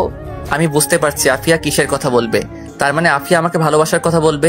নিজের ভিতরে কেমন একটা অনুভূতি হচ্ছে। আমি তাড়াতাড়ি দোকানটা বন্ধ করে বললাম, চলো বাড়ি যাই। আমি আর আফিয়া পাশাপাশি হেঁটে অনেকটা পথ আসলাম। আসলে আফিয়া বলল, চল পার্কের ভিতরে গিয়ে বসি। এত রাতে কোথায় বসবো? আরে চল। ওকে। আমি আর আফিয়া পার্কের ভিতরে গেলাম। গিয়ে প্রথম বেঞ্চে বসলাম, এক ল্যাম্পপোস্টের নিচে। আমি ভাবলাম আফিয়া বলার আগে আমি বলে ফেলি আমার মনের কথা। আফিয়া বেঞ্চের মধ্যে বসলো, একেবারে আমার সাথে ঘেঁষে। তুই বস, আমি আসছি। কোথায়? আফিয়া উঠে চলে গেল। মোবাইলের লাইট জ্বালিয়ে সামনে থেকে একটা ফুল ছিলল, এসে আমার সামনে হাঁটু গেড়ে বসে প্রপোজ করলো। আমি এটার জন্য প্রস্তুত ছিলাম না। আমি ভাবছিলাম আফিয়া হয়তো আরো সময় নিবে, কিন্তু না, সাথে সাথে প্রপোজ করে বসলো। অ্যাকসেপ্ট করবো না কি না, কিন্তু আমি প্রপোজ অ্যাকসেপ্ট করব না। প্রপোজ অ্যাকসেপ্ট করলে হয়তো তার মনের ভিতর কি চলছে সেটা জানতে পারবো না। দেখি আমার না করাতে আফিয়ার রিয়াকশনটা কেমন হয়। যদি দেখি তেমন একটা রিয়াকশন করে নাই, তাহলে বুঝবো ও অন্য কোনো উদ্দেশ্যে আমাকে প্রপোজ করেছিল। আমি না করাতে সেটা ব্যর্থ হয়েছে। আফিয়া বলল, আমি তোমাকে ভালোবাসি ইমাদ। কিন্তু আমি তোমাকে ভালোবাসি না। কি? আমি তোরে ভালোবাসি, আমি তোর জীবনের সঙ্গী হতে চাই। কিন্তু আমি তো তোমাকে আমার জীবনের সঙ্গী হতে বলি নাই। মানে? আমি বিরক্তিকর কণ্ঠে বললাম, মানে তুমি জানো আমি তোমাকে ভালোবাসি না, তোমাকে আমার প্রয়োজন নেই। তুই মনে হয় আমার সাথে মজা করতেছিস। আমি ভাবলাম অ্যাকসেপ্ট করেই ফেলি, শুধু শুধু মেয়েটাকে কাঁদিয়ে লাভ কি। আবার ভাবলাম না, এত সহজে আমি তোমাকে ছাড়ছি না। তোমার ভিতরের কষ্টগুলো আমি শুনতে চাই, তোমার ভিতরে কি আছে সেটাও শুনতে চাই। আমি বললাম, মজা না, সত্যি আমি তোমাকে ভালোবাসি না। তাহলে এতদিন এসব কি ছিল? এত হাসি খুশি, এত কেয়ার, এসব কি সব নাটক? নাটক হবে কেন? তুমি অসুস্থ ছিলে তাই তোমার সেবা করলাম একজন মুসলিম হিসেবে। আফিয়া কেঁদে দিল সত্যি সত্যি, বলল, হিমাত, তোর কথা আমি বিশ্বাস করতে পারতেছি না। তুই আমার মনটা ভেঙে দিচ্ছিস, এর ফল ভালো হবে না। জোর করে মন নিতে পারবেন? তোমরা শুধু একটা বখাটে মেয়ে, কিছুদিন ভালোবাসার অভিনয় করবা, পরে লাথি মেরে ফেলে দিবা। এই প্রথম তোকে মন থেকে ভালোবেসে প্রপোজ করেছিলাম, কত আশা ভরসা নিয়ে। আমি আজ পর্যন্ত কোনো ছেলের হাত পর্যন্ত ছুঁয়ে দেখিনি। ভাবছিলাম যেদিন নিজের পছন্দের ভালোবাসার মানুষটিকে পাবো তারই হাত ছোবো। তোরে দেখার পর মনে হয় আমি পেয়ে গিয়েছি, কিন্তু এখন দেখি আমার ধারণা ভুল। ভুল হতেই পারে। আমি বাড়ি যাই। মনে মনে ভাবলাম, আফিয়া একটু কষ্ট করো, আমিও তোমাকে অনেক ভালোবাসি। আমি দেখতে চাই তুমি কি আমাকে সত্যি ভালোবাসো কিনা। আফিয়া অল্প কয়টা দিন ধৈর্য ধরো। কুত্তার বাচ্চা, তুই আমার সামনে আর জীবনেও আসবি না, আর আমি দেখব তুই কি করে এই এলাকায় থাকিস। আবার কেঁদে কেঁদে বলল, তুই আমার মনটা ভেঙে দিছস, এর শাস্তি তুই সারা জীবন নিয়ে বেড়াবি। আমি ভাবলাম পালাই এখান থেকে, না হলে আরো কত কি বলে ফেলবে। আমি চলে গেলে আফিয়া বাড়ি যাবে কিভাবে? তোর কি করি? আমি হাঁটা ধরলাম। আফিয়া আমার পিছনে পিছনে হাঁটতে হাঁটতে বলল, এখনো সময় আছে, আমার প্রপোজ একসেপ্ট কর, না হলে কিন্তু ভালো হবে না। আচ্ছা, তুই কোন কষ্টে না করে দিলি? তোরে কি কেউ হুমকি দিয়েছে? শুধু একবার বল, তার আমি পৃথিবী থেকে বিদায় করে দেব। আমার ভালোবাসার মানুষটিকে হুমকি দেয়, সাহস কত বড়! আচ্ছা বুঝেছি, তোর এখনো সিদ্ধান্ত নিতে কষ্ট হচ্ছে। এক কাজ কর, তুই চিন্তা ভাবনা করে আগামীকাল জানাস, ওকে? চিন্তা ভাবনার কিছুই নেই, আমি তোমাকে ভালোবাসতে পারবো, কিন্তু এখন না। কেন? এখন কি সমস্যা? সমস্যা আছে। দেখ ইমাদ, সুযোগ খুঁজবি না, যা বলবি সরাসরি বল। তাহলে তুমি বুঝে গিয়েছো? বুঝেছি, কিন্তু তুই তোর নিজের বিপদ নিজে ডেকে আনলি। ভেবেছিলাম কারো কাছে বিরক্তের কারণ হব না, কারো কাছে অপমানিত হয়ে জীবন কাটাবো না। ভাবছিলাম কারো কাছে হেয় প্রতিপন্নের পাত্র হয়ে থাকবো না। ভাবছিলাম তার জীবনে আমার গুরুত্ব হবে অনেক আকাশ সমান উঁচু। কিন্তু দেখি আমরা বখাটে মেয়ে, আমাদের স্বপ্ন দেখতে বারণ। এক জায়গায় দাঁড়িয়ে আফিয়া কথাগুলো বলে জোরে জোরে কাঁদতে লাগলো। কথাগুলো আমার বুকের ভিতরে তীরের মতো বিদ্ধ করলো। আমি আস্তে আস্তে আফিয়ার কাছে গেলাম, তার হাত ধরে প্রথমে চুমু খেলাম, তারপর কোমরে ধরে জড়িয়ে ধরলাম। আফিয়া আমাকে দুই হাতে জড়িয়ে ধরে জোরে জোরে কাঁদতে কাঁদতে লাগলো। আমি আফিয়ার থুতনিতে ধরে মুখটা উঁচু করে তার গোলাপি নরম ঠোঁটে নিজের ঠোঁট লাগাতে লাগলাম। ততক্ষণে আমার স্বপ্ন ভেঙে গেল। দেখি আমার আফিয়ার থেকে অনেকটা দূরে দাঁড়িয়ে আছি। আমি হতাশ হলাম। আমার মন চাচ্ছে আফিয়াকে জড়িয়ে ধরে চুমু খেতে, কিন্তু এটা করলে আফিয়াকে শুধু বাহির থেকে দেখতে পারবো, ভিতরে কি চলছে সেটা বুঝতে পারবো না। আফিয়া, কিছুদিন কষ্ট করো। আমি হাঁটতে লাগলাম। হাঁটতে হাঁটতে আফিয়ার বাড়ির মোড়ে আসলাম। দেখি আফিয়া কোনো কিছু না বলে বাড়ির দিকে হাঁটা ধরলো। আমি বাসায় চলে আসলাম। খাওয়া দাওয়া করে ঘুমিয়ে পড়লাম। সকালে উঠে নামাজ পড়ে দোকানে বসলাম। দেখি আফিয়া আসলো, সাথে আরেকটা মেয়ে। আফিয়ার মুখের দিকে তাকাতেই আমি অবাক। দেখি আফিয়ার চোখ লাল হয়ে আছে। মনে হয় রাতে ঘুমায়নি, আর এমন ভাব ধরছে বোঝাই যাচ্ছে না গত রাতে কিছু হয়েছে। এসে আফিয়া তার পাশের মেয়েটাকে বলল, সোনিয়া, 2টা বেনসন লাইট নে। 2টা বেনসন লাইট দে তো। আচ্ছা। আমি 2টো বেনসন লাইট দিলাম। আমি 2টো বেনসন লাইট দিলে আফিয়া একটা বেনসন লাইট জ্বালিয়ে একটু দূরে চলে গেল। সোনিয়া আমাকে বলল, আফিয়া বলল তোর নাকি আফিয়া ভালোবাসে, আর তুই নাকি না করে দিয়েছিস। আচ্ছা, তুই কি মাথা মোটা? ও আমাদের সাথে ছোটবেলা থেকে বড় হয়েছে, আজ পর্যন্ত ওকে অন্য কোনো ছেলের সাথে দেখিনি। তোরই সে প্রথমে ভালোবেসেছিল, আর তুই সেটা না করে দিলি। ওর বিরুদ্ধে কি এই এলাকায় টিকতে পারবি না। আমাকে জ্ঞান দিয়েন না। ওর মন আপনার থেকে আমি ভালো বুঝি। তাহলে না করলি কেন? আর সে কি কম সুন্দরী? সে যদি এলাকার কোনো ছেলেকে বিয়ে করার প্রস্তাব দেয়, ছেলেটা চোখ বন্ধ করে বিয়ে করবে। আমি জানি, সব জানি আমি। এখন আপনি যান। সোনিয়া মেয়েটা চলে গেল। দেখি আফিয়া চলে গেল। আব্বা আসলে আমি বাড়িতে আসলাম। গতকাল ফাতিমা আসছিল বাড়িতে। মার এবং ফাতিমার মুখের অবস্থা দেখে বুঝলাম কিছু একটা হয়েছে। মা বলল, তুই কি এই জীবনে বিয়ে করবি না? কেন? আফিয়া এসে কান্নাকাটি করে গিয়েছে। সে বলে তোরে ভালোবাসে, তারা ছাড়া অন্য কাউরে বিয়ে করার চিন্তা করলে বলছে এই এলাকা ছেড়ে চলে যেতে। এখন তারে বিয়ে করবি নাকি বল? তোমরা মানিয়ে নিতে পারবা কিনা বলো। আমার সমস্যা নেই। ওকে। এভাবে কিছুদিন চলে গেল। 2 দিন পর রাতে বাড়ি যাচ্ছিলাম। খেয়াল করলাম অনেকটা দূরে আরো 2 জন একসাথে হেসে হেসে কথা বলে আসছে। কিছুক্ষণ পর হাঁটার পর খেয়াল করলাম একজন চলে গেল। আরেকজন জোরে জোরে হেঁটে আমার থেকে একটু দূরে হাঁটতে লাগলো। ভালো করে খেয়াল করে দেখি এটা আর কেউ না, এটা হলো আফিয়া। আমি ভাবলাম এই তো সুযোগ। এতদিন যেটা বুঝলাম, আফিয়া আমাকে সত্যি ভালোবাসে। ও আমার এই এলাকায় বিয়ে বন্ধ করে দেয়, তার মানে ও আমার বিয়ে দেখতে পারবে না। আর ও আবার সিগারেট খাওয়া ধরেছে। আসলে আফিয়ার মনটা অন্যদের থেকে অনেক মজবুত। তার মানে আফিয়া যত খারাপ পরিস্থিতি হোক না কেন নিজেকে ধরে রাখতে পারবে। আমি দাঁড়িয়ে গেলাম। দেখি আফিয়া আমাকে পাশ কাটিয়ে চলে যাচ্ছে। কিছু দূর যাওয়ার পর আমি ডাক দিলাম, আফিয়া। কিন্তু আফিয়া না শোনার ভান করে হেঁটেই চলেছে। আমি আবার বললাম, আফিয়া আমার কথা শোনো। আফিয়া দাঁড়িয়ে গেল। আমি আফিয়ার কাছে গেলাম। আফিয়া বলল, কি বলবি বল। আর তোর জন্য এই এলাকার নিয়ম চালু হচ্ছে, সেগুলো মানতে পারলে তোরা এই এলাকায় থাকতে পারবি, নয়তোবা চলে যাবি। কি জন্য এই নিয়ম? আমি তো ভাবতেছি আপনার বান্ধবী সোনিয়াকে আমার খুব পছন্দ হয়েছে। আগামীকালই ওকে প্রপোজ করে বিয়ে করে ফেলবো। ওর যদি মরার ভয় থাকে তাহলে ও তোর প্রপোজ একসেপ্ট করবে না। কেন? কারণ এই এলাকার একমাত্র আমি ছাড়া কাউকে বিয়ে করতে পারবি না। এই বলে আফিয়া একটা রহস্যময় হাসি দিয়ে বলল, কিন্তু আমি তোকে বিয়ে করব না। আমি বুঝতে পারছি আফিয়া চাচ্ছে তার কাছে নত হয়ে তাকে প্রেমের প্রস্তাব দিতে। পরে সে কতক্ষণ ঢং করবে। আমি বললাম, আপনাকে বিয়ে করার ঠেকা পড়ছে না? সোনিয়াকে নিয়ে আমি পালিয়ে যাব। সোনিয়া বোকা না, তোর মতো গাধার সাথে পালিয়ে যাবে। তাহলে তোমাকে পালিয়ে নিয়ে যাব, যাবা না তুমি? না, তোর বিয়ে করা বন্ধ। তুমি বিয়ে করার পরেও আমি করতে পারবো না। তখন আমি ভেবেচিন্তে সিদ্ধান্ত দিব। কেন তুমি এভাবে আমার জীবনটা নষ্ট করবে? প্লিজ আমাকে ছেড়ে দাও। ওকে যা, ছেড়ে দিলাম, এখন বাড়িতে যা। আফিয়া হাঁটতে লাগলো। আমি আফিয়ার হাত ধরলাম, কিন্তু আফিয়া জোর করে ছাড়িয়ে নিল। আমি বললাম, আফিয়া তোমার সাথে কথা আছে, পার্কে চলো। তোর সাথে আমার কোনো কথা নাই। তুই একটা বাটপার, লম্পট, চিটার। তোরে আমি বিশ্বাস করেছিলাম, সেই বিশ্বাসের তুই কানা করেও মূল্য দিলি না। ওই দিন তুই চোখে বলেছিলি তুই আমাকে চাস, কিন্তু তুই মুখে না করেছিলি। কেন কেন? হয়তো মুখ দিয়ে না করছিলাম, কিন্তু আমি তোমাকে এখনো চাই। মিথ্যা কথা। সত্যি? আমি বিশ্বাস করি না। তুই আমার সামনে থেকে চলে যা, আর জীবনেও আমার সামনে আসবি না। তোরে দেখলেই আমার ওই দিনের কথা মনে হয়। তোরে আমি পেছন থেকে এত টাকা ডাকছি, কিন্তু তুই একটুও শুনলি না। তাহলে তুমি চাচ্ছ আমি চলে যাই? তুই চলে যা। ওকে। আমি দৌড়ে আফিয়ার সামনে গিয়ে হাতটা বাড়িয়ে বললাম, আমি তোমাকে ভালোবাসি আফিয়া। কিন্তু আমি বাসি না। প্লিজ এমন করো না। কি করতেছি? তোরে আমি ভালোবাসি না? আমি আফিয়ার সামনে মাথা নিচু করে দাঁড়িয়ে আছি, কিছু বলছি না। আফিয়া বলল, ওই দেখ আকাশে কি সুন্দর চাঁদ উঠেছে। আমি আকাশের দিকে তাকালাম, দেখি কোথাও চাঁদ নেই, চারদিকে ঘন কুয়াশায় ঢাকা। আমি আবার আফিয়ার দিকে তাকালাম, ততক্ষণে আফিয়া আমার ঘাড়ে ধরে সে উঁচু হয়ে সোজা আমার ঠোঁটে কামড় ধরলো। আমি এর জন্য প্রস্তুত ছিলাম না।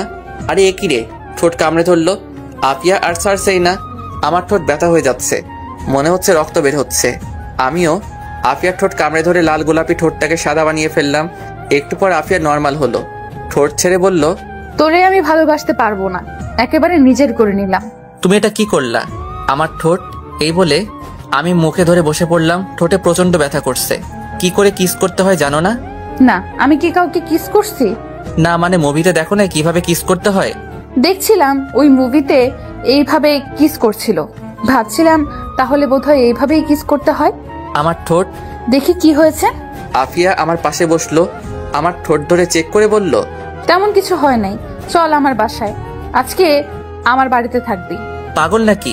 বিয়ে করি তারপরে। সত্যি কবে বিয়ে করবি? আমার যে আর দেরি করতে মন চাচ্ছে না। ওকে। আমি আর আফিয়া আস্তে আস্তে দুজন দুজনের হাত ধরে পাশাপাশি হাঁটতে লাগলাম। আমি আফিয়ার হাতের মধ্যে একটা চুমু খেলাম, তার কোমরে ধরে আরো কাছে টেনে নিলাম। আফিয়া লজ্জায় চোখ বন্ধ করে ফেললো। আমি আস্তে আস্তে আফিয়ার নরম ঠোঁটে আমার ঠোঁট দুটো রাখলাম। এইভাবে অনেকক্ষণ চলে গেল। আমি আস্তে আস্তে আফিয়ার ঠোঁট ছেড়ে দিলাম। আফিয়া আমাকে দুই হাতে জড়িয়ে ধরলো, কেন জানি ফুপিয়ে কেঁদে উঠলো। আমি বললাম, কাঁদছো কেন? এটা হলো সুখের কান্না, তোরেই আমি এতদিন খুঁজছিলাম। এখনো কি আমাকে তুই করে বলবা? না, তোমাকে আজ সারা রাত এইভাবে জড়িয়ে ধরে রাখবো। না আফিয়া, সকালে আমার দোকান আছে, আমাকে একটু ঘুমাতে হবে। বিয়ের পর কি আমাকে সারা দিন একা ফেলে রেখে দোকানে পড়ে থাকবা? হুম। রাতেও দোকানে থাকবা? হুম। না, তোমার সাথে আমিও সারাদিন থাকবো, এক মুহূর্তের জন্য আমার থেকে আলাদা হতে পারবে না। আচ্ছা, এখন চলো তাড়াতাড়ি বাড়িতে যাই। আজ থেকে আমি তোমার বাড়িতে থাকবো। আগামীকাল থেকে? এত রাতে তোমাকে নিয়ে গেলে মা কি না কি ভাববে। আচ্ছা, কিন্তু এখন যে আমি আর হাঁটতে পারছি না, আমার পা অনেক ব্যথা করছে। দেখি কোথায় ব্যথা করছে। না, দেখানো যাবে না, কোলে নে। আচ্ছা, পিছনে ওঠো। আমি আফিয়াকে সামনে বসলে আফিয়া আমার গলায় দুই হাতে জড়িয়ে ধরলো। আমি দাঁড়িয়ে হাঁটতে লাগলাম। আফিয়ার মুখটা আমার কাঁধে রাখলো। কিছুক্ষণ হাঁটার পর আফিয়ার বাড়ি যাওয়ার মোড়ের কাছে পৌঁছালাম। দেখি মোড়ের কাছে দুইটা ছেলে দাঁড়িয়ে আছে। আফিয়া আমার কাঁধে মাথা রেখে চিল করতেছে। আমি বললাম, দেখো তো সামনে দুজনকে চিনো কিনা। কই দেখি। আফিয়া কাঁধ থেকে নামলো। চিনতে পারছি কে? ওই দিন যে এই দুটোকে মারছিলাম তারা। আফিয়া আমার হাতটা ধরে ওদের সামনে গেল। আফিয়া বলল, ওই তোদের মুখের মাফলার নামা। তারা দুজন মুখের মাফলার নামালো। আমিও চিনতে পারলাম আফিয়ার ধারণা ঠিক। ছেলে দুটোর হাতে একজনের হাতে চাপাতি, আরেকজনের হাতে ছুরি। কোথা থেকে আরেকজন মেয়ে এসে বলল মেয়েটা চেয়ারম্যান সাহেবের মেয়ে। আফিয়া আপু কেমন আছো? ভালো। এত রাতে এখানে কি? আর তোরা দুজন কে না বলছিলাম এই এলাকায় না আসতি, ভাগ এখান থেকে। না আপু, এখানে একটা ঝামেলা আছে। আপনি শুধু শুধু আমাকে মারছেন আর এই ছেলে দুটোকে শুধু শুধু মারছেন। এখন বলেন আপনার কি করা উচিত? আচ্ছা মানলাম, কিন্তু ছুরি চাপাতি নিয়ে আসলেন কেন? চলেন কথা বলে ঝামেলা মিটমাট করি। সেদিন শেষ, এখন কথা থেকে হাত বেশি চালাতে হয়। বুঝতে পারছি তোদের মনের ইচ্ছা, কিন্তু আজকে আমার মনটা খুব ভালো, কারণ আজকে ইমাদ আমাকে বিয়ের প্রস্তাব দিয়েছে, সেই জন্য তোদের ছেড়ে দিচ্ছি। যাও, তোমরা বাড়ি যাও। কিন্তু আমরা তো বাড়ি যাওয়ার জন্য আসিনি। এই তোরা তোদের কাজ শুরু কর। আফিয়া দৌড় দিবা? আরে না, তুই আমাকে একটু টাইম দে। এই বলে আফিয়া তার ব্যাগ থেকে মোবাইল বের করে কাকে জানি কল দিল। কিছুক্ষণ পর কল করলো। সরাইবেন বাজা, সরাইবেন বাজা। কিছুক্ষণ পর কল ধরলো। এই বলে ফোন কেটে দিল। এদিকে পাশ থেকে আমি একটা পুরনো লাঠি নিলাম। আফিয়া বলল, আর এক পা এগোলে আর একটাও বাঁচতে পারবি না, চুপচাপ চলে যা, এখনো বাঁচতে পারবি। একটা ছেলে একেবারে কাছে চলে আসলো। ছেলেটা বলল, ভাই আপনি চলে যান, আপনার প্রতি আমাদের কোনো রাগ নেই। আফিয়া আপুকে আমরা মেরে চলে যাব। আফিয়ার শরীরে টাচ করতে হলে আমার লাশের উপর দিয়ে যেতে হবে। তাহলে তাই করতে হবে। চেয়ারম্যান সাহেবের মেয়ে আফিয়ার কাছে গেল, গিয়ে আফিয়াকে একটা চড় দিল। আফিয়াও মেয়েটাকে একটা চড় দিল। মেয়েটা আফিয়াকে মাটিতে ফেলে দিল। তখনই সাইরেন বেজে উঠল। এমন আওয়াজ কান ফাটিয়ে ফেলবে। একাধারে 2 মিনিটের মতো সাইরেন বাজলো। ছেলেগুলো বুঝতেই পারছে না কি হচ্ছে। যখন বুঝতে পারলো ততক্ষণই দেরি হয়ে গেছে। দেখি কয়েকজন ছেলে রাস্তায় এসে ওই ছেলে দুটোকে ধরলো। কয়েক সেকেন্ডের মধ্যেই পুরো রাস্তা মানুষে ভরে গিয়েছে। কয়েক দিক দিয়ে মানুষ এসে মরে জমা হলো। দেখি মা আব্বা আসলো। মা বলল, কি রে, কি হয়েছে? এই 3 জন আসছে আমাদের মারতে। তাড়াতাড়ি বাড়ি চল। আফি আমি চলে যাই। যাও, আগামীকাল কথা বলবো। আমি মা আর আব্বা বাড়িতে চলে আসলাম। পরদিন সকালে আফিয়ার বাড়িতে গেলাম। আফিয়ার দরজা খুলে আমাকে জড়িয়ে ধরলো, বলল, আগামী সপ্তাহে আমাদের বিয়ে। কি বলো এত তাড়াতাড়ি? আমি তো বাড়িতে কিছুই বলিনি। বলা লাগবে না, তোমার মা সব জানে। গতকালের ছেলে দুটোকে কি করছো? জানি না, আমি ছেলে পেলেদের কাছে রেখে বাড়ি চলে আসি, আর চেয়ারম্যান এসে তার মাকে নিয়ে যায়। ভেতরে আস। ভিতরে আসলে নিজেকে কন্ট্রোল করতে পারবো না। দোকানে যাই আর সোজা বাড়িতে চলে যাও। এদিক সেদিক ঘোরা একদম বন্ধ। আচ্ছা। আমি দোকানে চলে আসি। ঠিকই আমাদের বিয়ে হয়েছে, কিন্তু 1 মাস পর। বছর 2 পর আমাদের একটা ছেলে হয়েছে, ঠিক তার মার মতো। গল্পটি ভালো লাগলে অবশ্যই লাইক, কমেন্ট, শেয়ার করুন।